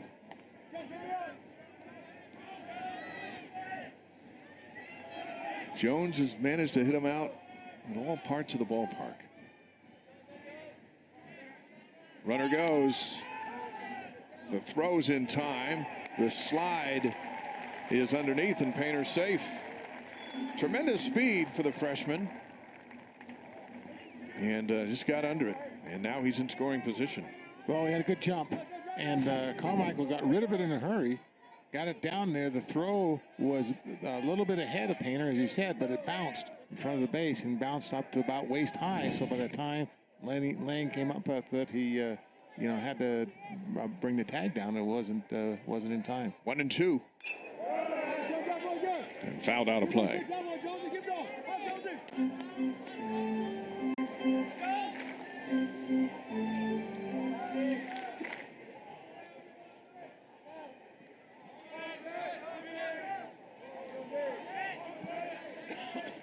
One-two pitch to the dangerous Jones. Back to the screen. Well, that's stolen base for Painter. Makes him perfect on the season, 4 for 4. Colin Reuter on deck. He's 2 for 2 so far today.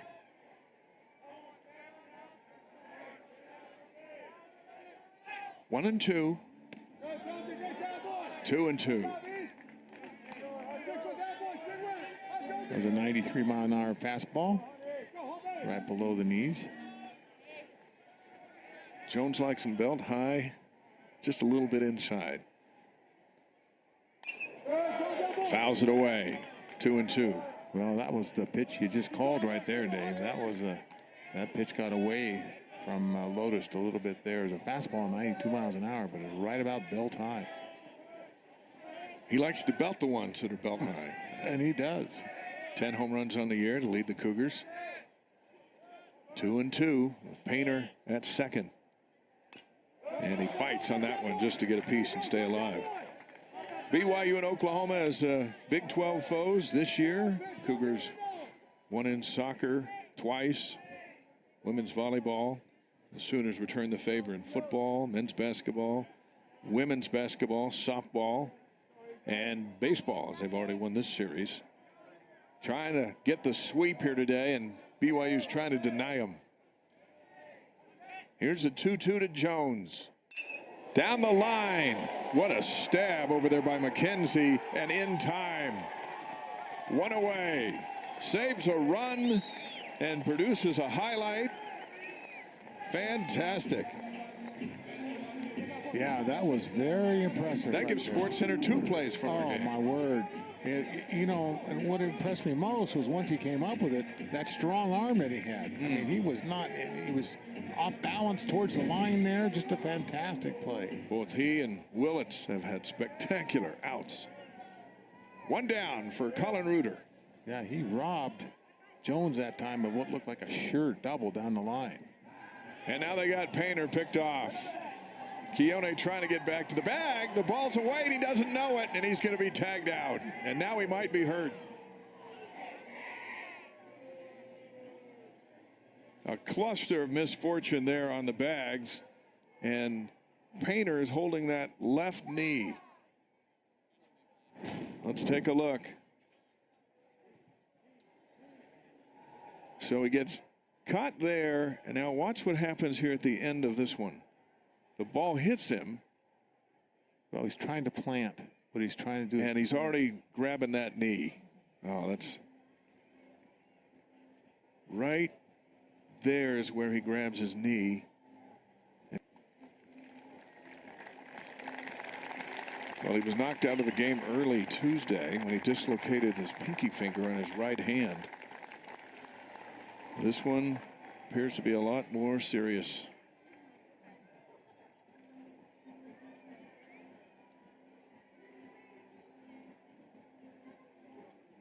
And he was out on the play, tagged out, so there are 2 outs for Colin Reuter at the plate. He was watching his teammate being helped off. And we'll see where BYU goes from here as far as center field. And they lose a spirited player from that lineup. Has had a great day today. Well, we wish the best for him. Well, sometimes it looks worse than it actually is, and hopefully he's going to be okay. Trent Pratt may be asking if there was an obstruction of some sort on that play. He's out visiting with the home plate umpire.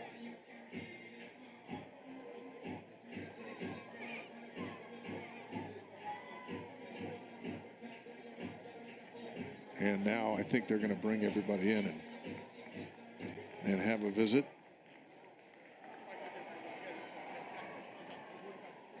Well, that's Let's take a look and see what they might be. They're talking about. He kind of stumbled because there's someone right in front of him. He was trying to avoid him, and so is that obstruction right there? He gets hit by the ball, runs into the player, and then the injury just keeps him on the ground. But that's got to be what they're talking about. And let's see if they're going to take a look at it. Maybe not. The second, fourth, and Reuter steps into the batter's box. But a double whammy, the Cougars lose Painter, and they also lose the tying run at second base. And the heads-up Lotus stepped back off that rubber and caught Painter in the middle of second and third base. Strike one to Reuter. There's that throw from Carmichael back to Lotus that he had to jump for. 1-1.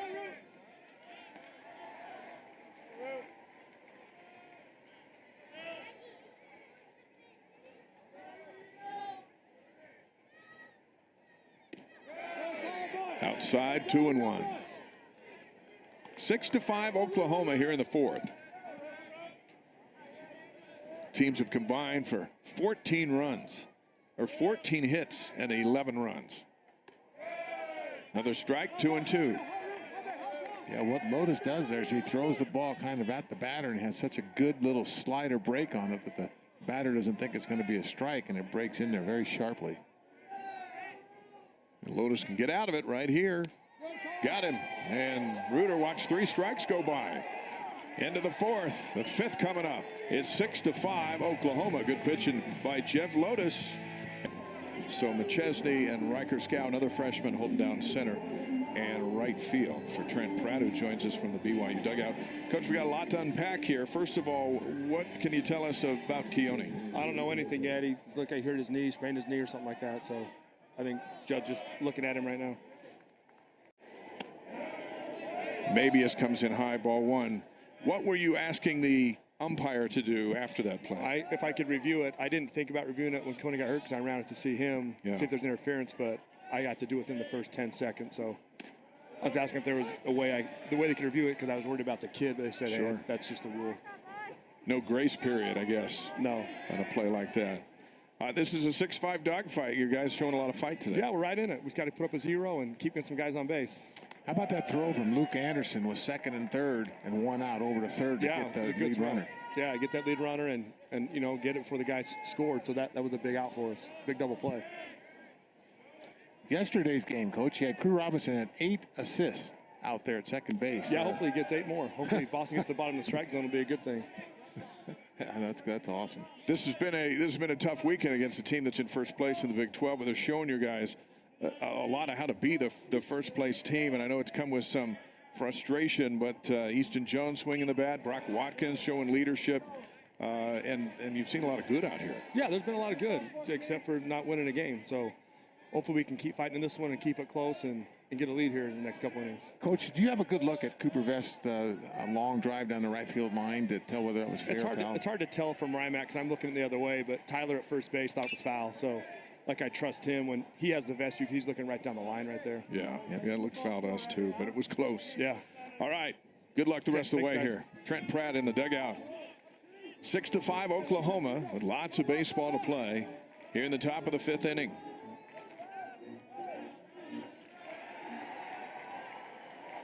And Pettis has a full count.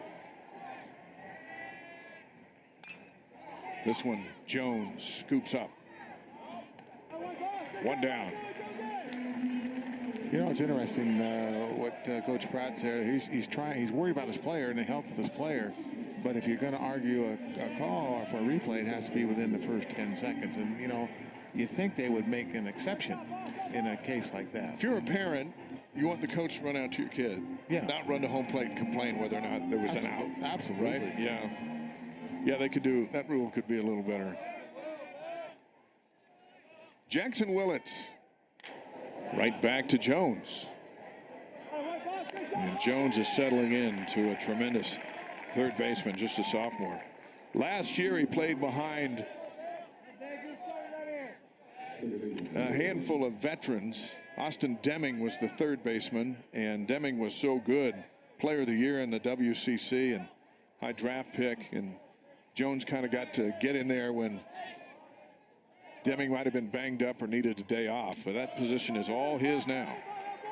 Well, yesterday the Oklahoma hitters, when they did make outs, were playing pepper with a second baseman, McChesney over there. I'm sorry, Crew Robinson, and out today, Jones is getting little shots over there. Here's one out to right field to Riker Scow.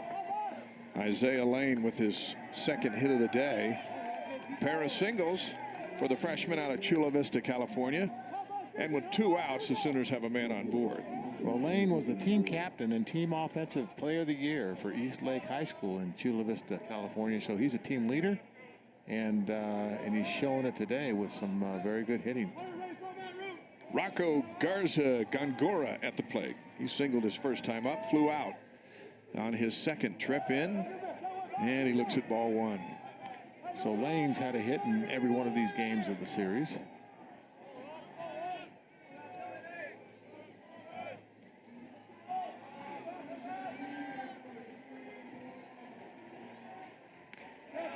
There's a strike, 1-1. Came into this game batting .297. Now he's probably over .300. Just like about every other hitter for Oklahoma. It's a good hitting team.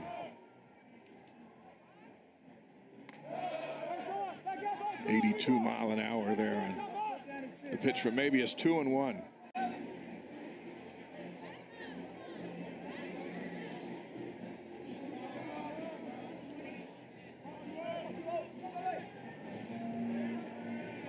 See if Lane takes off. A bit of a lead over at first and throw back. Maybe sensing the same thing.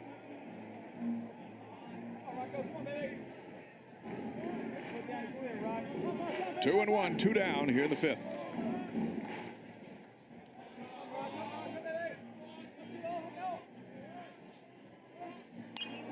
Fouls it away, 2-2.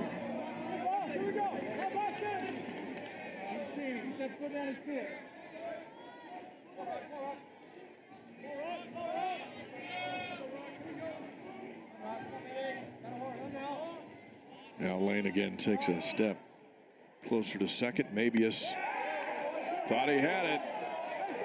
Ball 3 and the count goes full. Boy, that was an 83 mile an hour sharp breaking curveball. And you saw home plate umpire Spizak push his head to the left, which means he was outside. 3-2.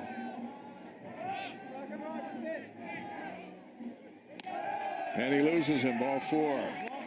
Maybe it's a little frustrated they didn't get that strike call. Now a single and a walk, and the Sooners are back in business with the leadoff man, Jason Walk, at the plate. Go back to just how hard it is to get the 3rd out of an inning. Well, and you talk about a game of inches. You know, that pitch right there, if that's strike 3, you're out of the inning. And instead, you got first and second with the leadoff hitter coming up. Outside, ball 1.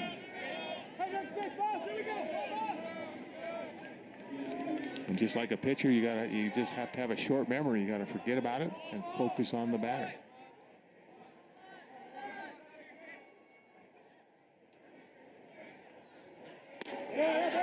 Good pitch. 91 miles an hour, 1-1.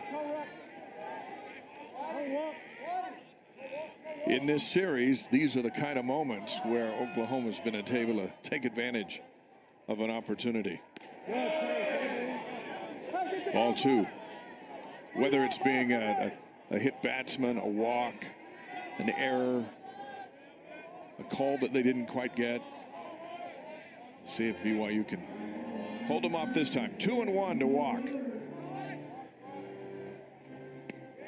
Strike 2. 81 miles an hour there for Mabius.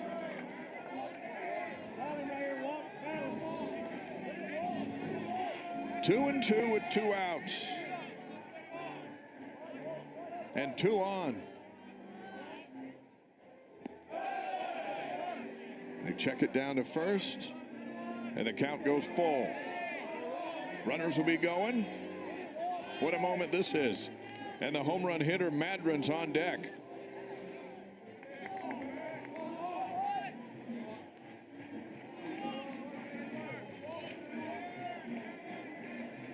Three and 2 from Mabius. And ball 4. And the bases are loaded for the most dangerous hitter in the Oklahoma lineup. A walk, and a single. Now Bryce Madron, with 2 home runs already today, steps into the batter's box. He walked his last time at bat. Cougars shift defensively. And the pressure is on BYU. And a lot of it rests with Boston Mabius. Strike one. Mabius got a ground ball out to get out of a bases loaded situation last inning. Now he's in his own. He inherited that one. Inside, 1-1. Easton Carmichael, who struck out 3 times today, is on deck. But there's nowhere to put Madron.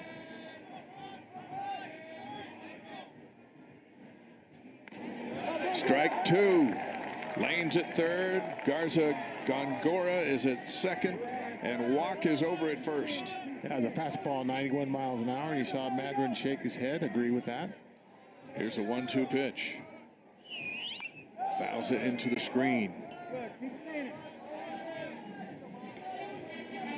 Mabius spins the ball in his hands and thinks to himself, what's the pitch I got that can get me out of this? Looks into Colin Reuter. Says, no, not that one. Let's go with the other one. Let's see if he guessed right.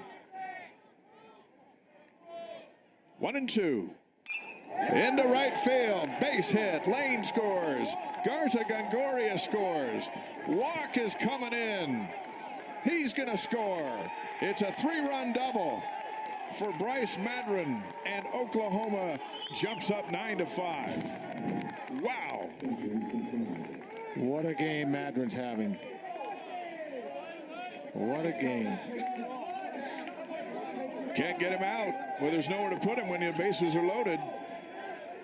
And those are the damages that come from free bases, free walks. A home run, a walk, and a double for Bryce Madron.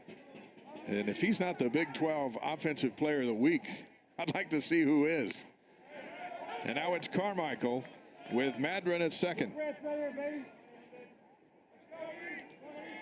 Just a stunning display in front of the home crowd here in Provo. Sooner fans know all about him. Strike 2. And to go back to the pitch Mabius was guessing on, he guessed wrong. Yeah, he should have went with the other one. Can you get a do-over? I'd like to do the other one. Yeah. It doesn't seem to matter to Madron. He doesn't matter what you throw him. He's going to rip it. No, pitching to him's insane, but there's bases full. Where can you put him? Ball 1.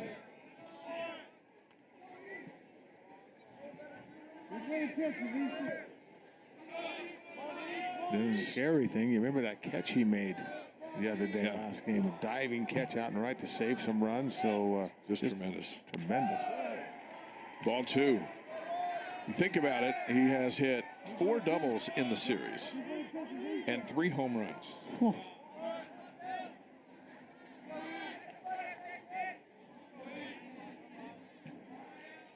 Here's a 2-2. Into center field. Shallow second. Robinson drifting back makes the catch. Shallow right as the breeze blew it. 3 runs across for Oklahoma. The Sooners are up 4 here on Big 12 Now. One of the great wins for Max Hall, the winningest quarterback in BYU history. They've only met 3 times. Cougars lead the series 2-1. Sooners playing their spring game today in Norman. And the season will be back before you know it. Oklahoma hosts Temple on Friday, August 30th. BYU hosts Southern Illinois on August 31st. But they won't play the Sooners again unless it's in a bowl game down the road as Oklahoma moves over to the SEC. And there's James Hitt making an appearance out of the Oklahoma bullpen. He inherits a 4-run lead here in the 5th inning after the 3-run double by Bryce Madron. And the Cougars will send Cooper Vest up to the plate. That 100-yard pick 6 is still a sore spot for Cougar Nation, but the Sooners sure love it. Boy, that was a game changer right there.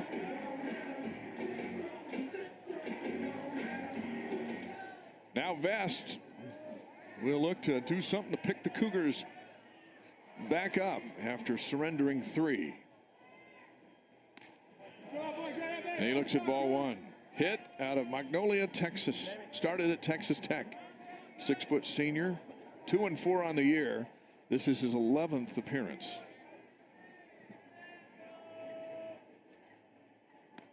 And he gets a strike in there.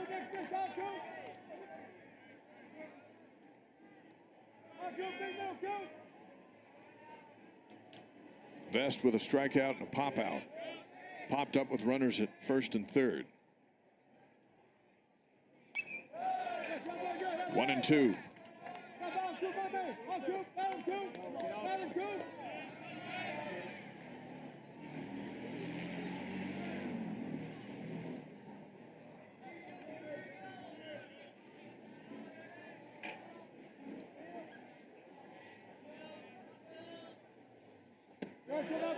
Two and two.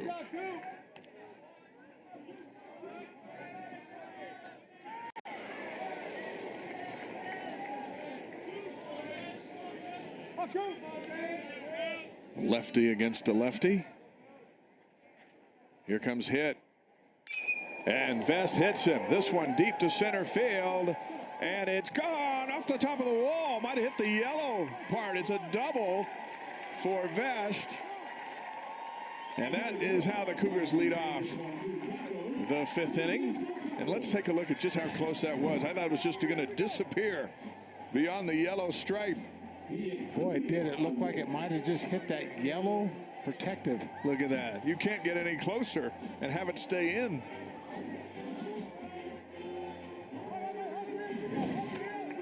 So a leadoff double for Vest. Missed a home run by about 2 inches.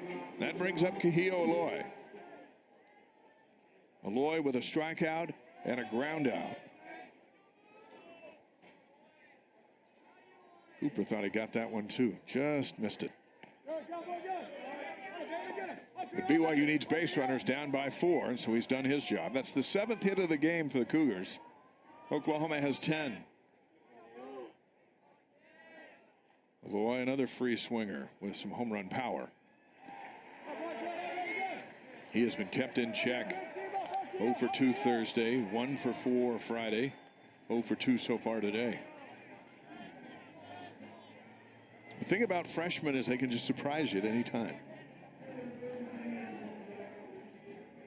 Here's the 2-0. Right over to first. Snyder's got it. There's one away.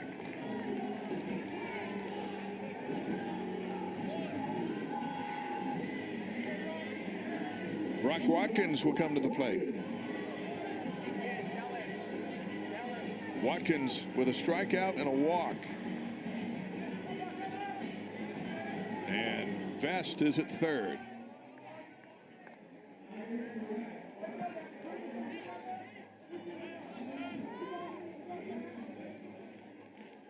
Hit looks in. Fouled away. Watkins, 2 runs, 2 hits on Thursday, hit a home run. Scored a run with 2 hits on Friday. And looking to contribute here on Saturday.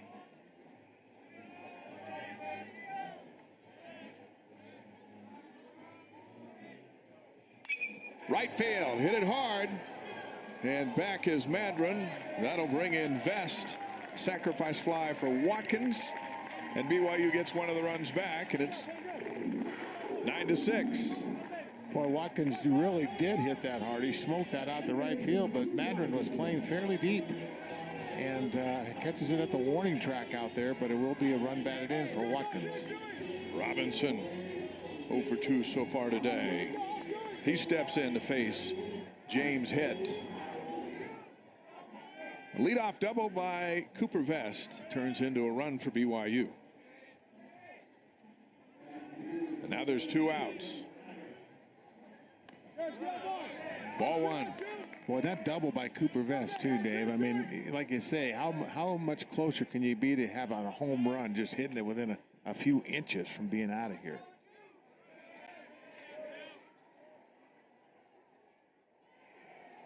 It's been a lively park today. Seen a bunch of doubles. A flurry of them in the first 2 innings. 1-1 to Robinson.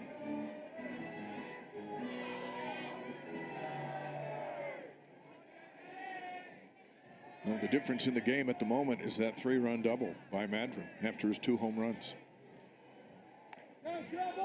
And sometimes one guy can beat you. 2-1. Well, and their offense, they've scored double digits in 7 of the last 10 games, and they're 1 run away from doing it again here today.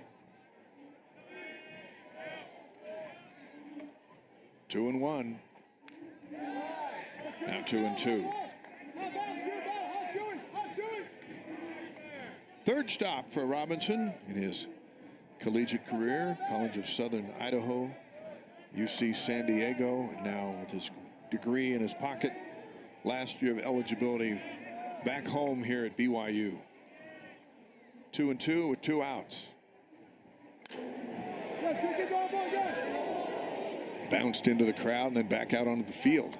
Yeah, we got to give an error to that fan out there. He could have had a souvenir, and he dropped the ball, and it went out to right field. No errors in this game, so that's the first error today by the fan. Here's the 2-2. That fan's going, yeah, I paid money for a ticket. I didn't pay to sit here and have a screamer come right at me. I'm trying to have lunch. Yeah, but a souvenir? Man, what's more important than a souvenir? I'll get a ball down at the store on my way, home. 3-2 to Robinson. Got him. Cougars get 1. We go to the 6th. It's 9-6. Oklahoma. James Hitt sits down Crew Robinson.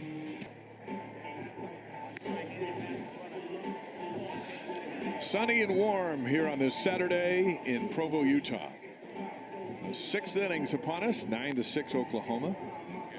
And BYU has gone to the bullpen again. Desperate times call for desperate measures. This is the closer, Stone Cushing, but he hasn't had opportunities this week, and so he's in there. And Cushing is a junior out of Salem, Utah, not far from Provo. College of Southern Idaho. 7 saves on the season.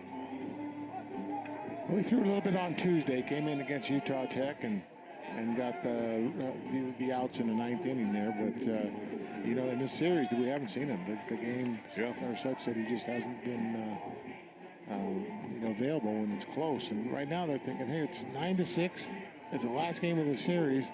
Let's see if we can get 2 innings out of him and stop the bats from Oklahoma. Michael Snyder will lead it off for the Sooners. A double, a ground out, and he got hit by a pitch. That's his day so far. Cushing comes in with a strike. There's that slider. He's got a tremendous slider. Very tough to hit when he locates it on the outside part of the plate.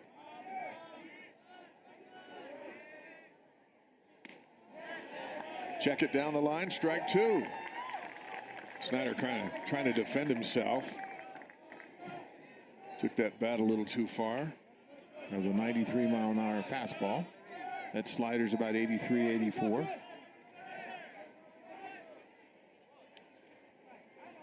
Now Cushing will back off and regroup. Snyder steps out and steps back in. The pitch clock's at 4. And now the umpire calls timeout.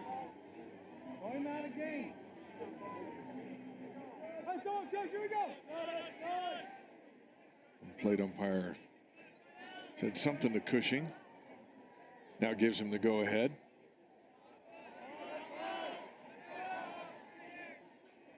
Cushing likes to go at a pace. Same thing with Mason Olson. They like to get it and throw it again. And Snyder kind of slowing him down a little bit. See that foot out the box. Now he gets in. Cushing's already ready to go. It's a good strategy by Snyder. They check it again. 2-2.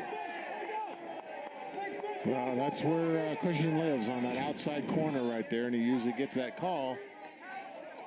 That one a little outside. They were checking to see, hey, did he swing through that? That was check close. down the line. Here's the 2-2. Fastball's low, and the count's full.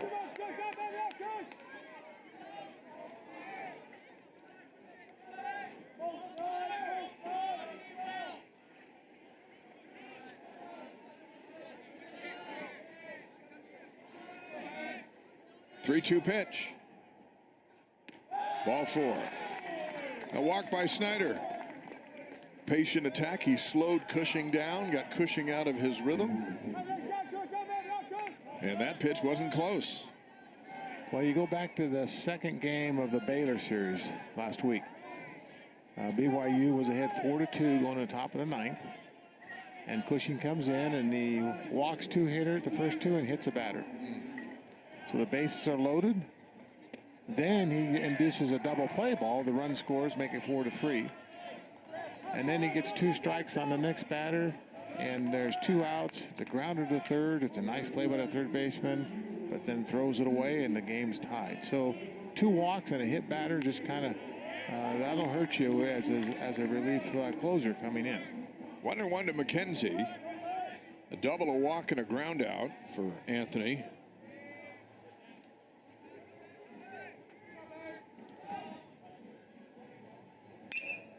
Vest out at first, over to second for the tag, double play. Cooper Vest, outstanding maneuver there at first base. Well, McKenzie's trying to say, hey, that was a foul ball. You know, it's very close. Right over the bag. And now Skip Johnson's going to come out and ask about it.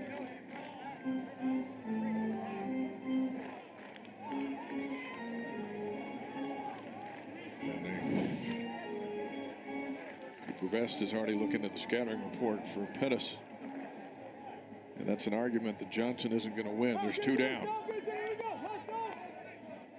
Ground out, a single and a ground out today for the senior out of Chicago.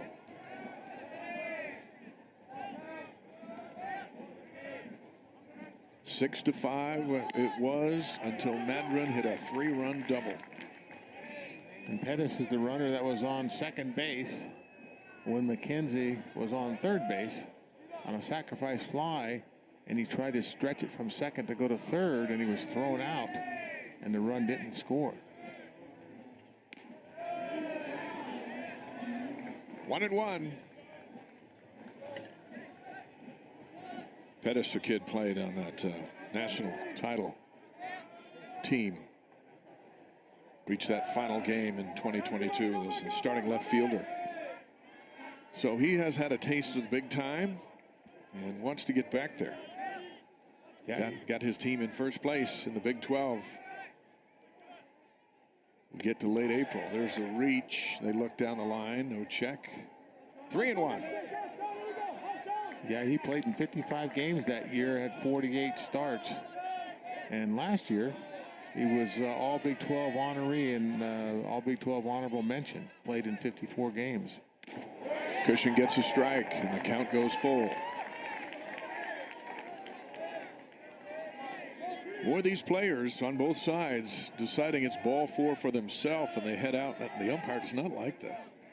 3-2. Got him swinging. Cushing does his job, and the Sooners held scoreless here in the top of the 6th. BYU bats coming back, down by 3 on Big 12. Early on, same thing with Oklahoma State and Kansas State. And West Virginia, Texas Tech later tonight. Here in Provo, it's 9-6. First place, Oklahoma leading BYU, bottom of the 6th inning. And Riker Scow is at the plate with James hit on the hill for the Sooners. Scow with a walk and a single so far today.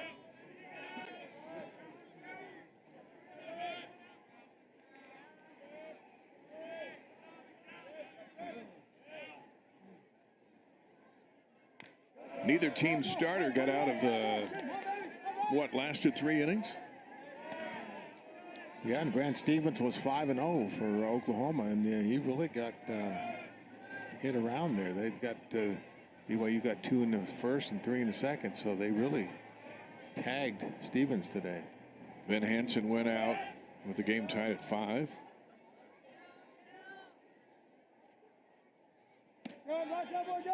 Two and 1.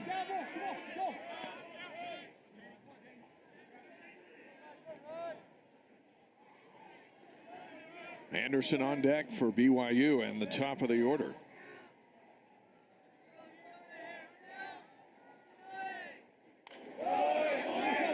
Now 2-2.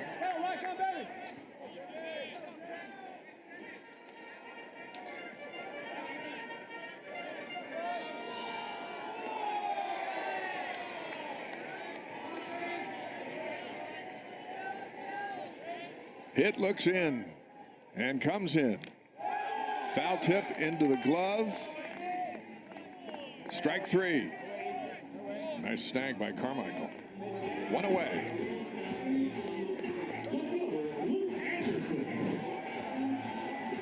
You see this ball is kind of low and outside.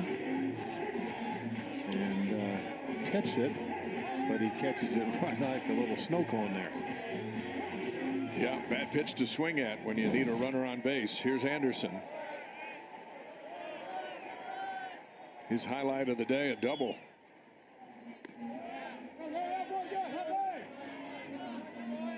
Down by 3. This will test the patience of these BYU hitters. Well, and Anderson also was the guy that caught that sacrifice fly attempt and threw Pettis out at third base. So great throw, saved a run. 1-1. Oklahoma's going to play Wichita State in Norman on Tuesday. And then they'll get Texas Friday, Saturday, and Sunday. BYU will host Utah Tuesday night, 8 o'clock Eastern time here on ESPN Plus, and then go to Oklahoma State. Strike 2, 1-2. And you can have these Oklahoma players, if they talk to BYU after the game, they're going to say, hey, go beat Oklahoma State. That's a good rivalry between those two teams. Yeah, that's the sad part about the severing as the Sooners go to the SEC, as some of those classic rivalries will not mean the same when they're out of conference. They'll still be emotional, but man, when they're for conference titles, that's for blood. It really is. But the good news is Utah is going to be coming into this conference. So BYU will get their rival back. Yep. Cowboys are going to lose theirs. Strikeout. Second of the day for Anderson, 46th on the year. 2 down.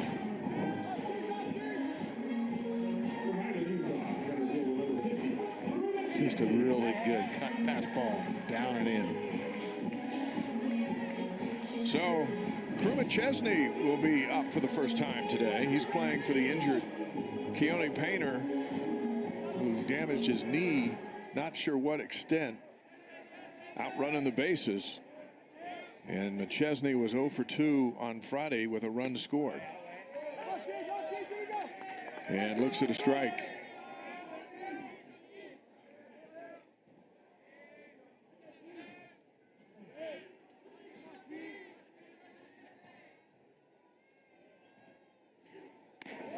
Looks at another one. Crew has a couple fun hobbies. He loves to play golf, pickleball, and spike ball, and he's good at cup stacking. You ever seen those guys do that, stacking those cups? Man, he was really good at that. Hit comes in. Ball 1, 1-2.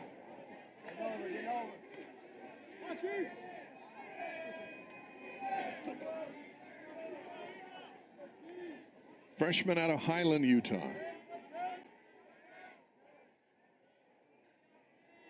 Here's the 1-2. Fouls it back. So another upperclassman, a senior, against a newcomer.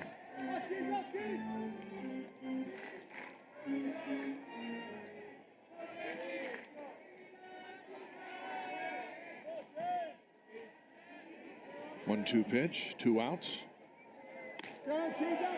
2-2. Easton Jones is on deck if McChesney can find a way to get on base. 2-2. Slow roller, he's got a lot of speed, and he'll make it without a throw. That's a well-placed slow roller, and McChesney's on board. Yeah, that's one of those things you just smile. You can see the smile on his face there. You just kind of got away with a bad swing, but what it does do is it brings Easton Jones to the plate with a runner on. And Colin Reuter after him. Cougars trying to put something together with 2 outs. And hit looks in. and looks over at McChesney. Well, that's the 4th hit and 10 at-bats for Crew McChesney, and he scored 5 runs. He comes in as a pitch runner because of his speed, but now he's batting at 400 on the season. Ball 1 to Jones.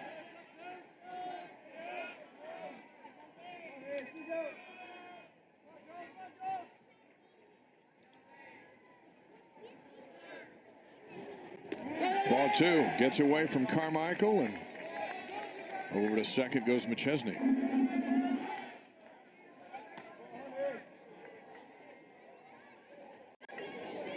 Well, that puts him in scoring position here for Easton Jones.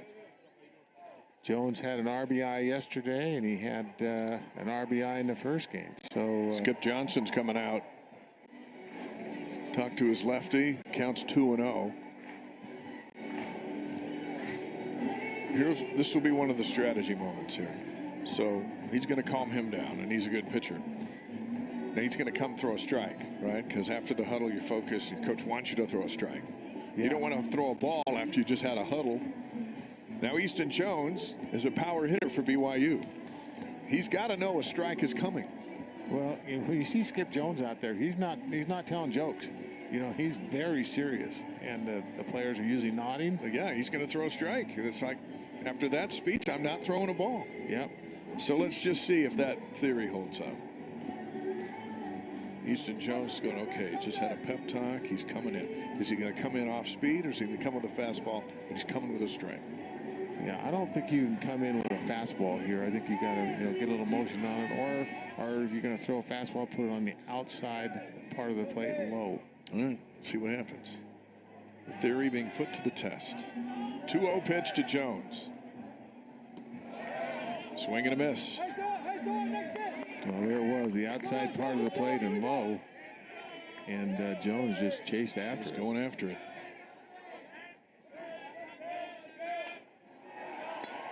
Now 2-1.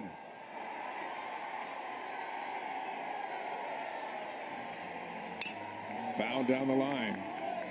The crowd cheering is from behind us at the softball game. Anthony McKenzie robbed Jones of extra bases his last time up as he put one right down the line. And McKenzie made a SportsCenter moment, jumped up and threw him out.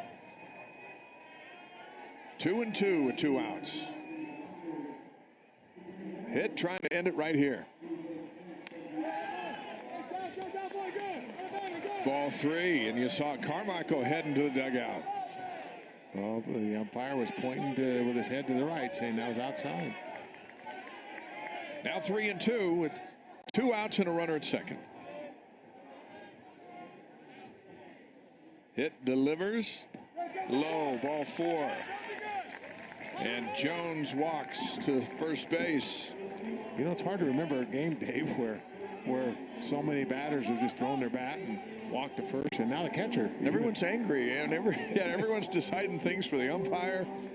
Yeah, even Carmichael's running over to the bench there. So, yeah, it's maybe they're both sides have reason to be upset, but I think Spizak has been very consistent. Well, he's the boss, so it really doesn't matter, does it? Everyone been out of shape. Here's Colin Reuter with runners at first and second with 2 outs. And Skip Johnson's coming back out again. And that's going to be it for James Hitt. So BYU trying to put something together here in the bottom of the 6th. We'll be back in a moment. Introduce the new pitcher. The drama will continue from Provo after this on Big 12 Now on ESPN+.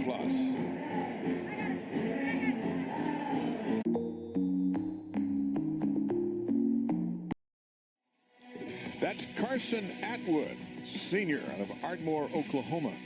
Out of the bullpen for the Sooners. We saw him Thursday, 1 1/3 innings, gave up 2 runs on 2 hits, had 2 strikeouts.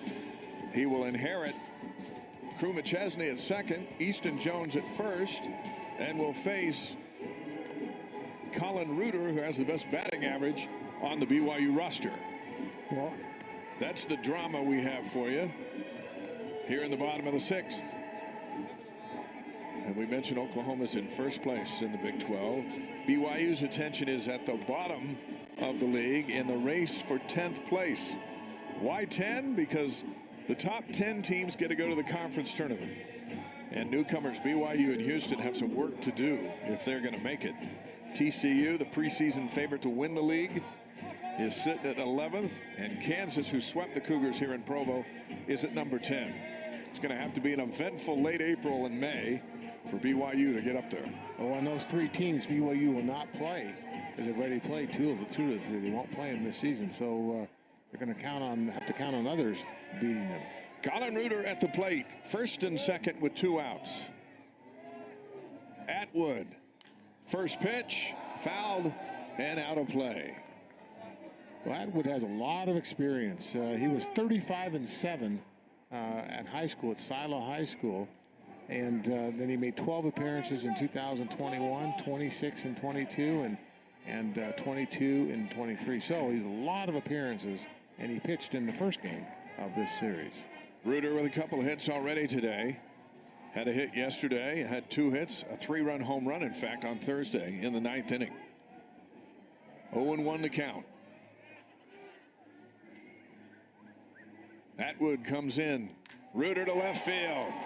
And right into the glove of Garza Gongora in the right place at the right time. The Cougars leave 2 and don't score. 7th inning coming up. 9-6. Trying to pull off the sweep here in Utah, and their first time ever to have 4 series sweeps in conference play in Big 12 history. And the Sooners can get that done here in their last year. Jackson Willits will face Stone Cushing. Fouls off the first pitch. Well, they started out with UCF, and they swept them. TCU, they swept them. Swept Kansas State last week. Swept Kansas State. Ball 1. Texas has won the Big 12 Women's Golf Championship. And they did it running away from Kansas State. Oklahoma finished 10th, tied for 10th. BYU is 12th. So not a great weekend for the Sooners and Cougars. Everybody over par but Texas.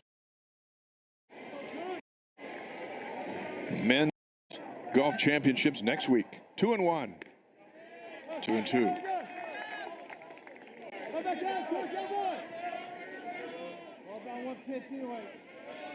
BYU still within striking distance here in game 3. Cushing wanted the corner there. Count goes full.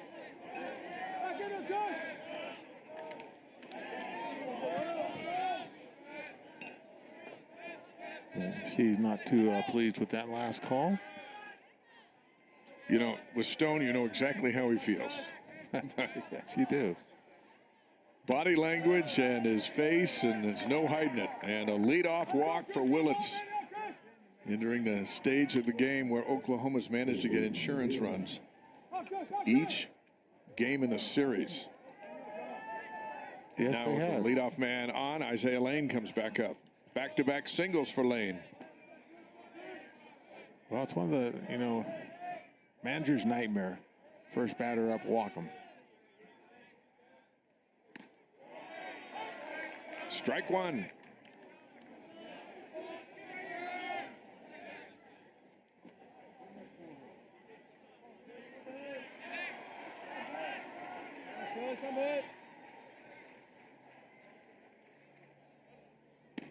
Strike 2. Well, Tuesday night, BYU will put the Big 12 aside for an evening. Utah will put the Pac-12 aside, and the two rivals will get after each other here at Miller Park at 8 o'clock Eastern on ESPN+. 0-2. And he went too far. Lane strikes out. He was thinking he held up for a moment, but not the case. Here's a look. There's that slider. Yeah, he swung. Rocco Garza Gongora 1 for 3 today. He's up with 1 out.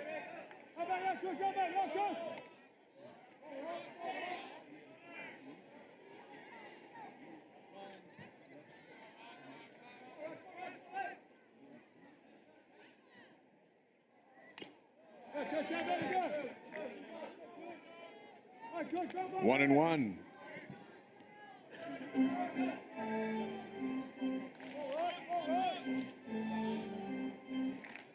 Last year, Garza appeared in 51 games, started 43, and hit 293. Talking about these midweek games, Wichita State and Utah, with Skip Johnson and developing players. And he said it's getting harder to develop guys because every game matters in the RPI. You got your conference slate, but then you can't afford to lose if you're playing for an at-large bid. And so you can't go, hey, you know, on Tuesday I'm playing all my kids. Or you know, I'm going to pitch some guys that need some time. He says you got to win those games. Right. And so they do. It's great for the players who get to play every day. But when you go to the bench and look for development, it's like, when do you play them? Yeah, you're exactly right. And it's a tough decision. You know, you go into every game, you want to win. And what does it take to win? And that's when you make your decision. You know, and for Oklahoma, they're a team that gets at large bids. So you don't win the conference. They didn't win the conference last year. They got a large bid because of what they did on Tuesdays, which helped their resume. And I thought it was interesting perspective. And then he said, then kids get upset because they're not playing, so they go in the portal.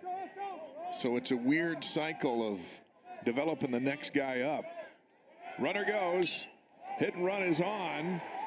Anderson's in, makes the catch. He's going to gun it to first. And getting back is Willits. 2 down.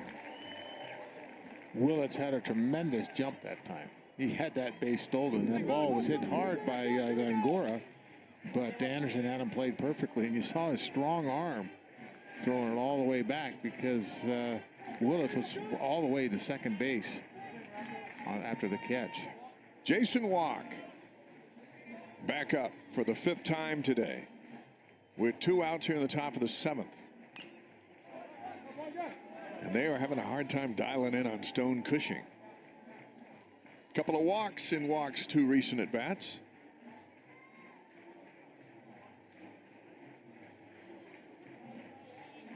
I would say 2 walks don't equal a run, but I think he's scored on both those.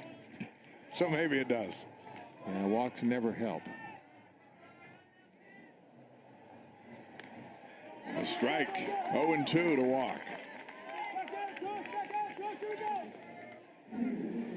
Yeah, Walk came up in the first inning. He's a switch hitter. He was batting left-handed against the right-handed Ben Hansen. On 2 hops, it hit the base and bounced over the first baseman's head for a double. That one's low, 1-2. Cushing not happy with that one. Not unhappy with the call, unhappy with the pitch that he threw. 1-2. Willits over at first. Misses on the corner. 2-2. Madron is up next, if you're wondering. Cougar fans can hear the Jaws music, but they're not quite sure where the shark is. He's on deck. There's the shark right there. Here's the 2-2 pitch from Cushing. Got him swinging. Sooners lead 1, and Cushing silences them for the 2nd straight inning. Bottom of the 7th coming up. It's back to Provo, Utah, bottom of the 7th inning. And BYU at the plate, down 9-6.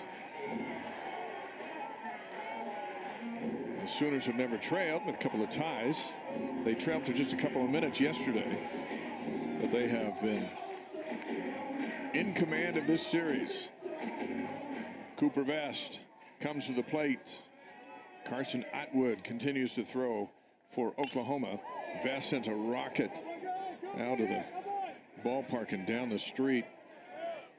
Well, we've seen the quick bat of Cooper Vest today. He had a home run that missed being a home run by just a couple feet. And then last at bat, he hit the top of the yellow out there at about 400 feet from home plate and got a double instead of a home run. Here he goes to right field. There's another one that is deep and foul. And he's down on the count 0-2. Back behind us a moment ago, BYU finished off a 3-game sweep of Iowa State in softball. And Gail Miller Field is connected to Larry H. Miller Field. And over here, Oklahoma leads by 3. Now it'll be up to Vest to battle him off. Ball 1. Aloy is on deck.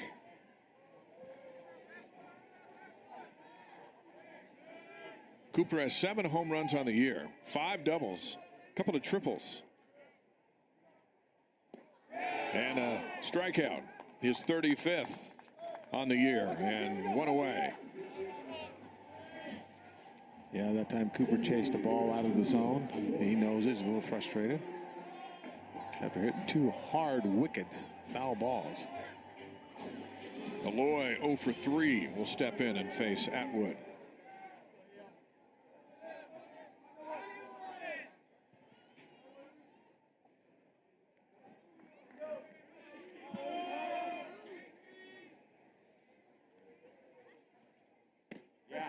Strike 1.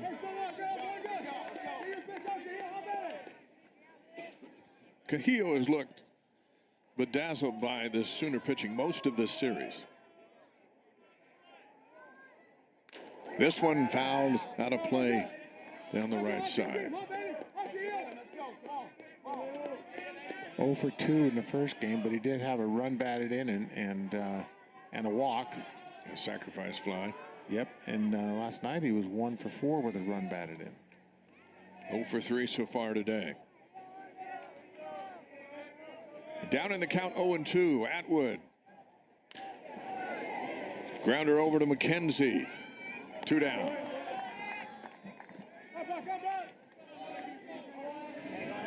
And now Watkins will come to the plate. Well, we had a lot of hitting with the starting pitchers. And as these 2 teams have gone to the bullpens, there's been less and less. Well, you can see Carson Atwood's a very cagey pitcher. He gets ahead in the count, and he won't throw a strike. He'll make batters swing out of the zone. We saw it with both the first 2 batters for BYU. Vest went chasing the ball out of the zone, and so did Aloy.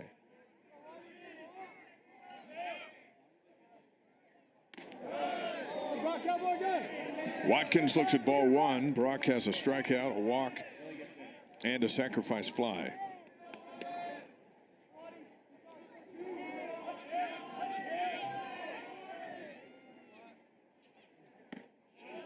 Strike 1.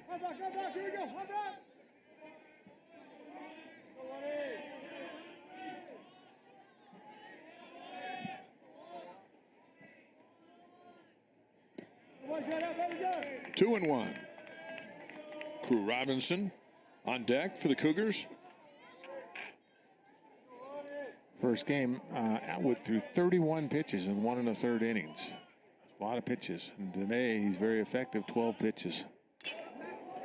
This one charging Lane at second base over to first. 1, 2, 3 go the Cougars. 8th inning coming up next. Don't go anywhere. Bryce Madron has got a home run, and a double, and he's coming up. Picture as he hit 2 home runs and takes a swing at the first pitch and bounces it to the pitcher. Cushing 1 away. So potential drama ended in a poof, and there's 1 down. Well, it's the first time they've got him out today after 2 home runs and a double and a walk. And that ball was hit hard up the middle, and you can see the quick reflexes of Stone Cushing. That's what it takes to get a hitter like Madron out. Carmichael steps in. 0 for 4 so far. 3rd inning of work now for Stone Cushing. He's been outstanding. There's strike 1. Yeah, typically Cushing is the closer, comes in the 9th inning. And this might be his longest outing this year. That one gets away just a little outside. Yeah, BYU has used Mason Olson as the setup guy. Comes in after 6th inning to pitch number 7 and 8th, and then Cushing pitches in 9th. But now with Mason Olson injured, we'll find out more early next week. Cushing's going to be maybe carrying a little bit more of the load. Swing and a miss for Carmichael, strike 2. The sophomore's had a tough day at the plate. Last night, 2 for 4 with a double and a home run and 3 runs batted in. But he has yet to dial in today. And that one goes right in off the thigh of Colin Reuter. And our home plate umpire's buying Reuter some time to recover. Said, hey, this is a good time to call the bat boy out and ask him for a couple of new baseballs. Let Reuter regroup.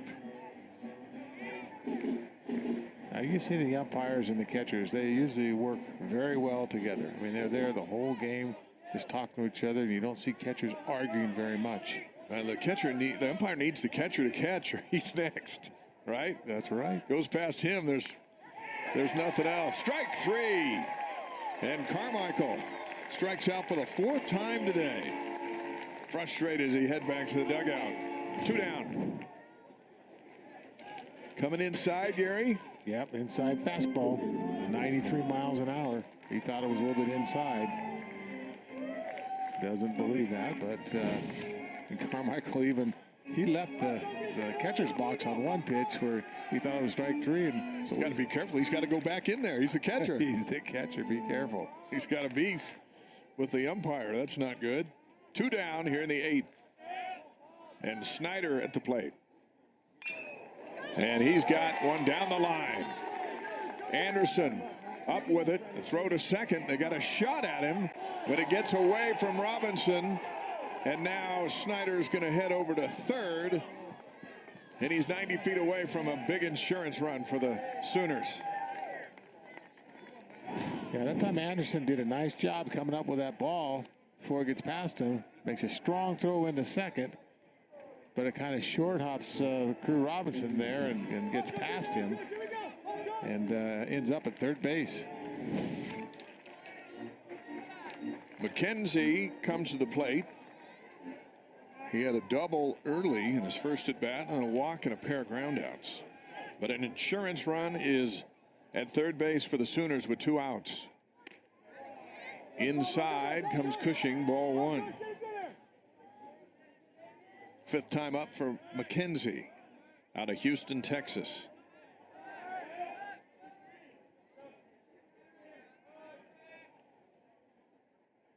And this one gets past Reuter. Snyder's going to score, and there's your insurance run. All fabricated by BYU mistakes. And that's just a fastball, 92 miles an hour, that got away from Stone Cushing, and Reuter could not come up with it. A throw that gets away from Robinson at second, and then a wild pitch allows Oklahoma to extend their lead to 10-6. 3-0 to McKenzie. BYU has a couple pitchers in the bullpen now, warming up. There's 43 pitches so far for Stone Cushing. Ball 4. And McKenzie draws a walk on 4 pitches. After the part of it was the wild pitch that allowed Snyder to score. And Kendall Pettis comes to the plate.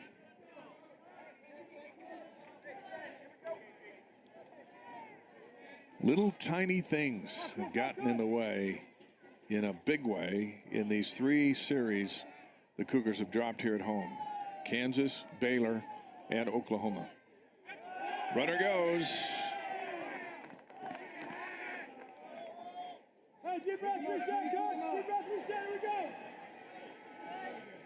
Not sure what happened, but McKenzie standing on second. They called a balk. So balk, okay. So no pitch.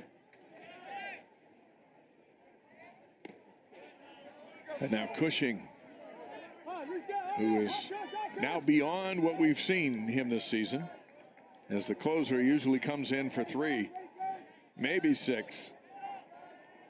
But he's laboring a bit now. 1-0 with McKenzie at second. 1-1.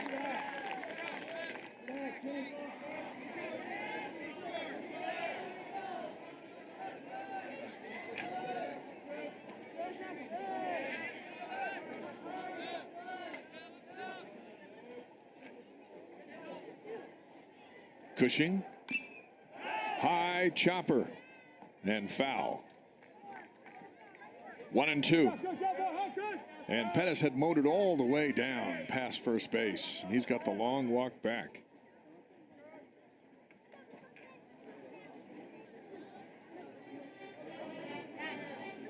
You can see the on-deck hitter Jackson Willits has the bat, stands it up on the plate right there, so Pettis doesn't have to bend over.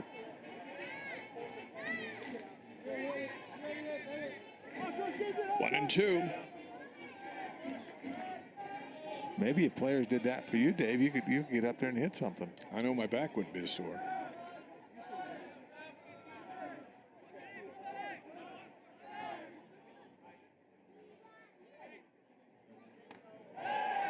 Well, Pettis is heading to first. And McKenzie at second. And now Abe Alvarez is coming out to talk to Cushing.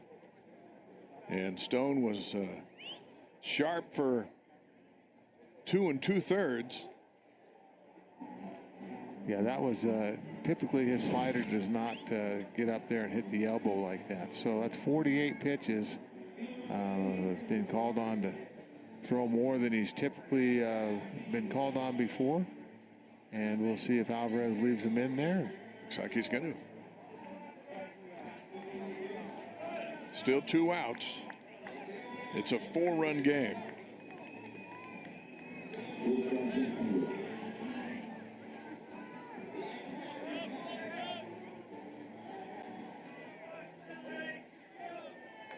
Three walks for Cushing and his 4 strikeouts. Feast and famine. Ball 1 to Willits. Willits 0 for 3 with a walk.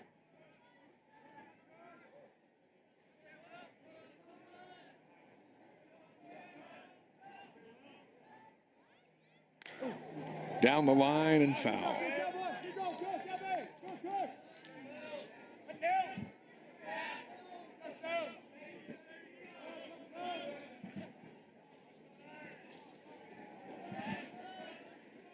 Willits went 1 for 4 with 2 runs batted in the first game, and he was 1 for 5 yesterday. Here's a 1-1 pitch. Outside, 2-1. Sooners very patient at the plate. Drawn a couple of walks back to back.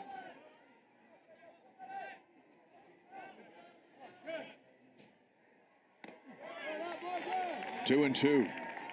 Cushing gets one in there. Yeah, that was that good slider that time. You can see him taking some deep breaths out there. He's a little fatigued. 52 pitches today. Here's a 2-2. And Willits goes after a bad ball, which is good news for Cushing. The Sooners push one more across. Bottom of the 8th coming up. It's now a 4-run lead on BYU, with Oklahoma leading by 4.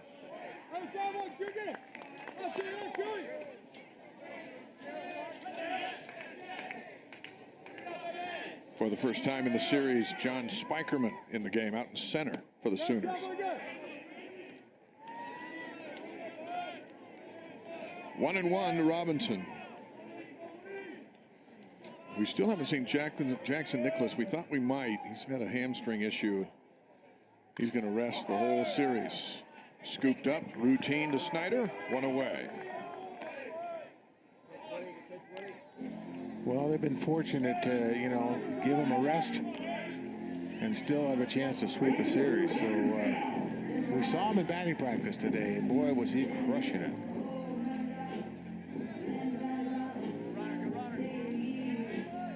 Riker Scow will step in. A walk, a single, and a strikeout for the freshman out of Pleasant Grove, Utah.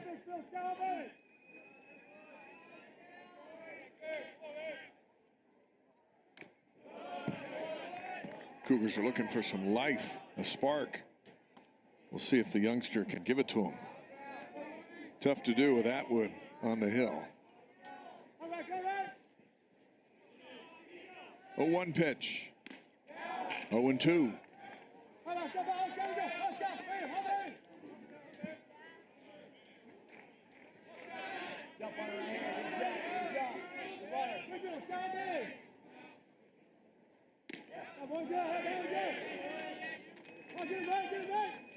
1-2.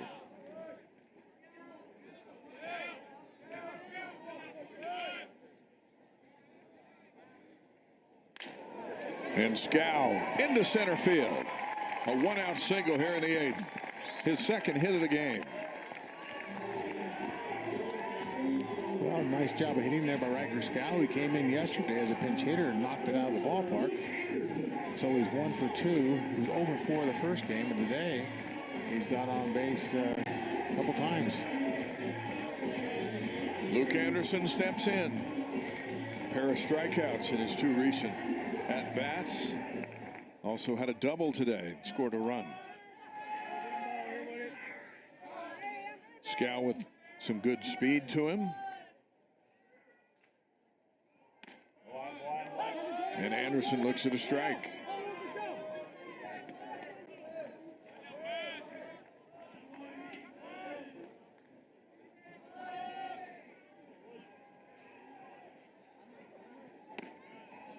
That one's outside. A little high.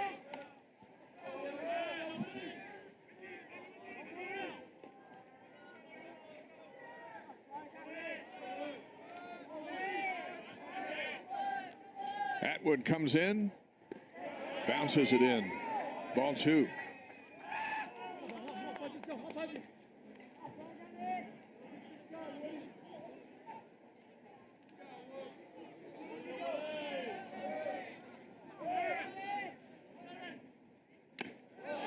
Throw down to first. Scow is back safely. 2-2 at the plate to Anderson. That was an 89-mile-an-hour fastball. Gets Anderson to swing through it.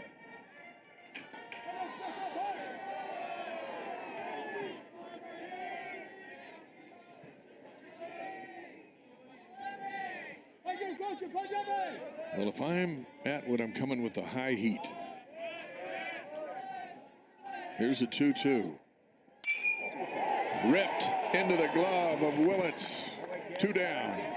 Had some bad luck by Anderson, but what a great play by Willits. His second gem out there today defensively. Boy, and you've seen it one time going to his left and coming up, throwing and spinning. This time, that ball was hit like a rocket. Look at his reaction, just totally lays out for the ball, and he's quick thinking, comes back to first base. So we've seen a couple defensive gems out there for the shortstop, Jackson Willits. Skip Johnson is back out to the mound. And they're going to make a pitching change as they look down to the bullpen. We'll be back and introduce the new arm. 2 outs, bottom of the 8th here in Provo. 10-6 Oklahoma. With features you won't find on Honda CR-V, Nissan Rogue, or Toyota RAV4, the Hyundai Tucson puts the other guys in their place. Namely, the rearview mirror. Only a Tucson compares to a Tucson.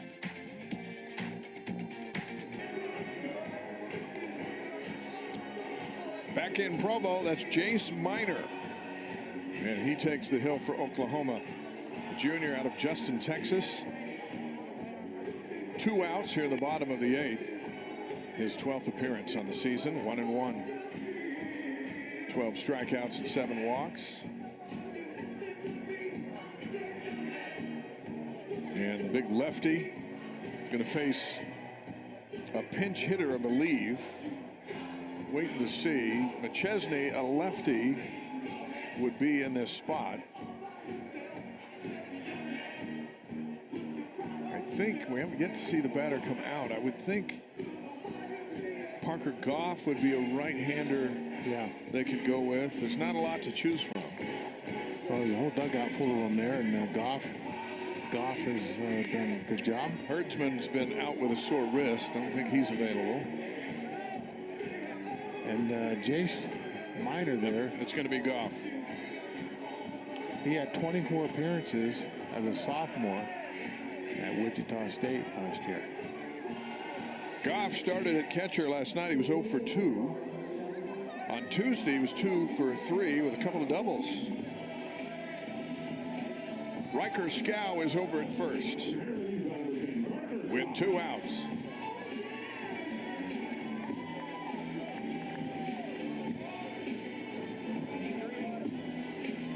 Easton Jones is on deck if Goff can find a way on board.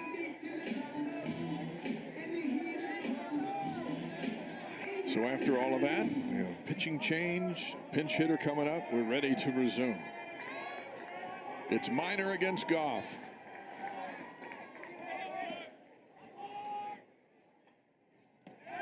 Ball one.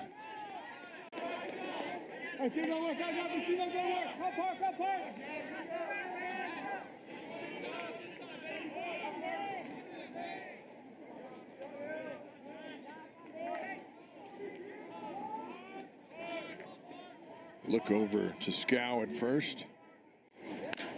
Slow roller off his foot. And as much as that hurts his foot, the Cougars catch a break. Because McKenzie has been a gold glove at third base. Yes, he has. And you can see this swing right there. He swing and he hits it just the big toe of his lead foot, that left foot. And that hurts when it comes in at 90, 89 miles an hour. 1-1 to count.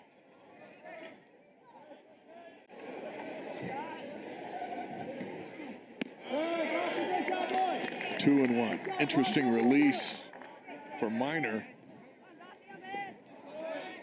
Yeah, it was a very slow changeup that time. 76 miles an hour trying to hit that outside corner.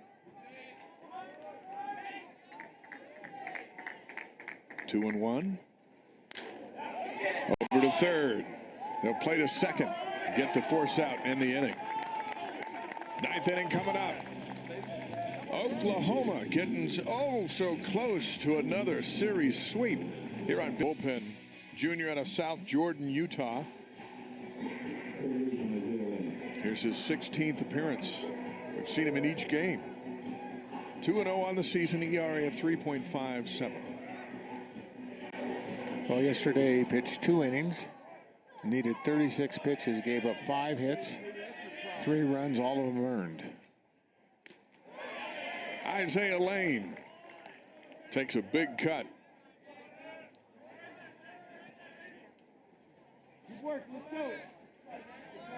Spikerman, correction, is on deck for the Sooners.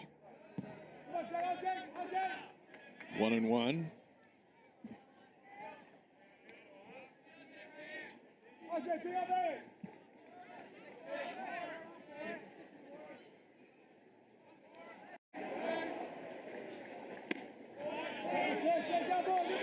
That's inside.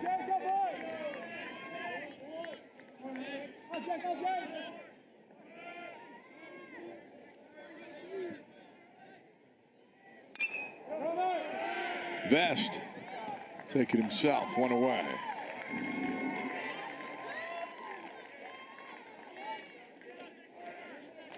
And now Spikerman will come up for the first time in the series, hitting .394 with a home run and a triple, 5 doubles, and 10 runs batted in. He'll get his first swings in this thin Rocky Mountain air. The wind now blowing to right field. It'll help straightaway center as well, if he can get a hold of one. Strike. Well, Spikerman went to Lake Creek High School in his hometown of Montgomery, Texas. He was rated as the number 52 recruit in the state of Texas. That one gets away from Reuter, 1-1.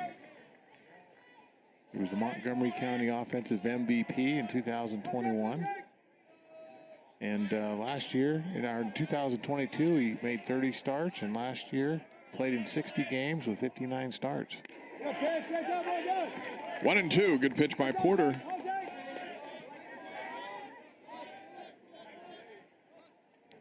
He was named to the Phillips 66 Big 12 Championship All-Tournament team last year. Strike 3. Not the at-bat he was hoping for, and he didn't like the pitch that sent him back to the dugout. 2 down.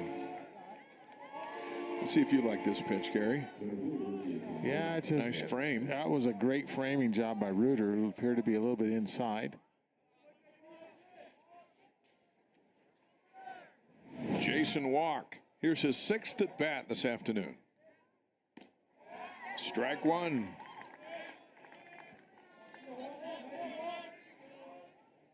Well, the guys may not like it, but that inside pitch has been there all day as far as the call goes.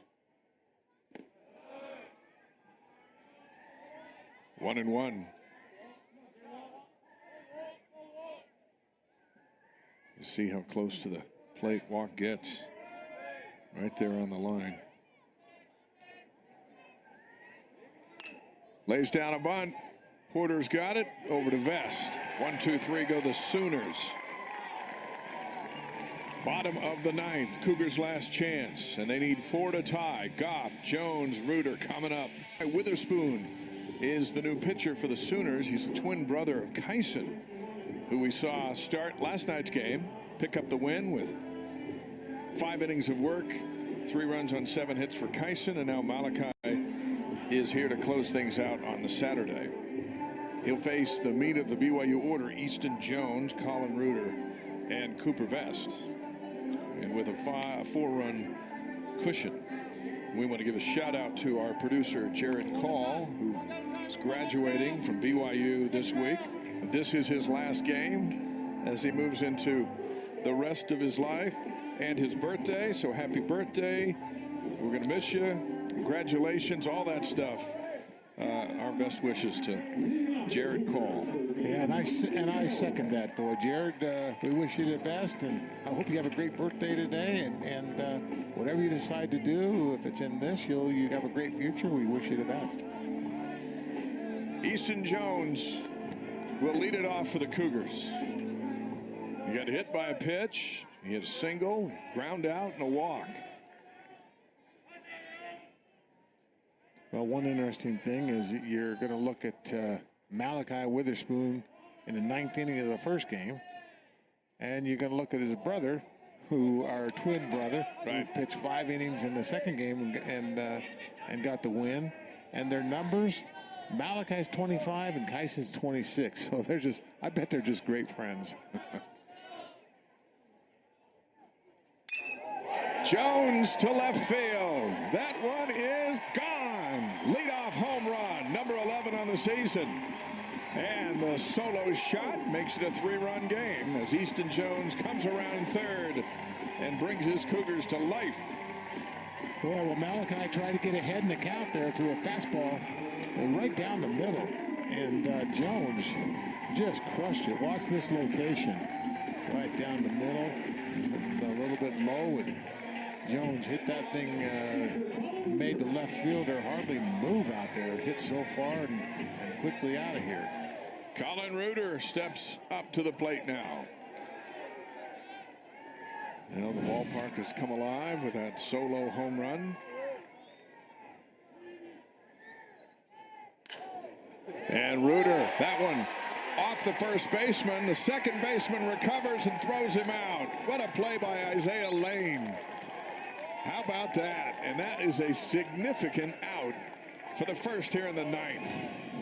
Wow. Great effort first time by Michael Snyder to slow it down. And now backing up out there and getting over to first base to cover is Malachi Witherspoon. And Heads up play. Heads up play. What a play. Now it's Cooper Vest with 1 out here in the 9th.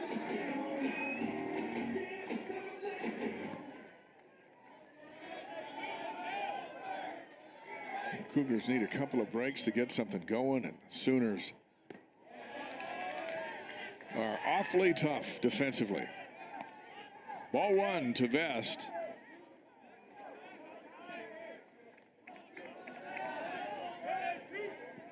That one was 92 miles an hour for Witherspoon.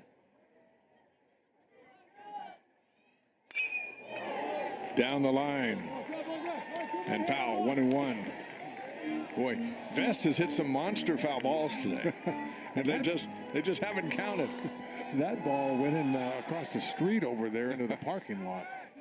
97 miles an hour. You go, hey, why is he late on that? That's why. Here's the 1-1. Inside. What BYU needs are base runners. 2-1 to count. 3-run Oklahoma lead.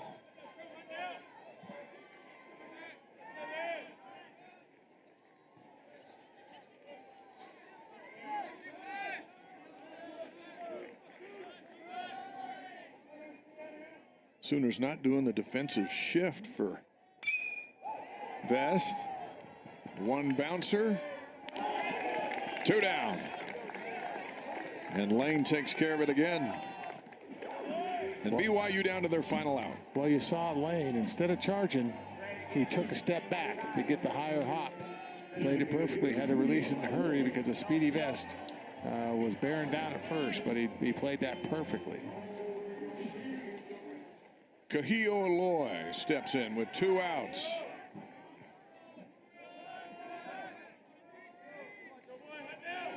Aloy 0 for 4 so far today. Little bender, ball 1. Well, Oklahoma's been in the Big 12 a long time. They've never had 4 series sweeps in conference play in program history. And they're going to achieve that today with 1 more out. 2-0.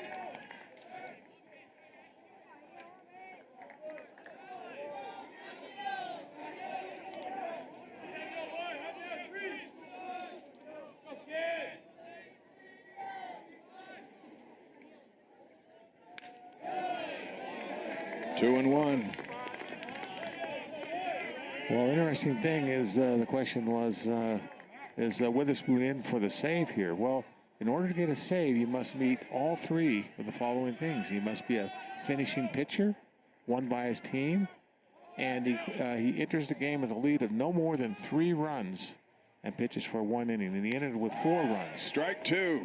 So he will not get the save on this game. They're going to have a happy flight home. I think that's what matters. Yeah. But 2-2 to Aloy. You like to get that save.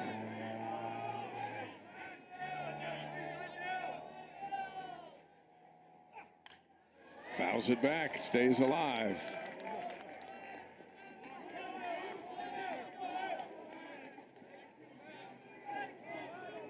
.98 miles an hour on that gun. Sooners grab the lead in the 4th inning. And they've hung on to it. Here's a 2-2 pitch with 2 outs. Witherspoon bounces it past his catcher. Full count. The on-deck hitter is Brock Watkins, and Crew Robinson is in the hole. Aloy trying to extend the game. Witherspoon trying to end it.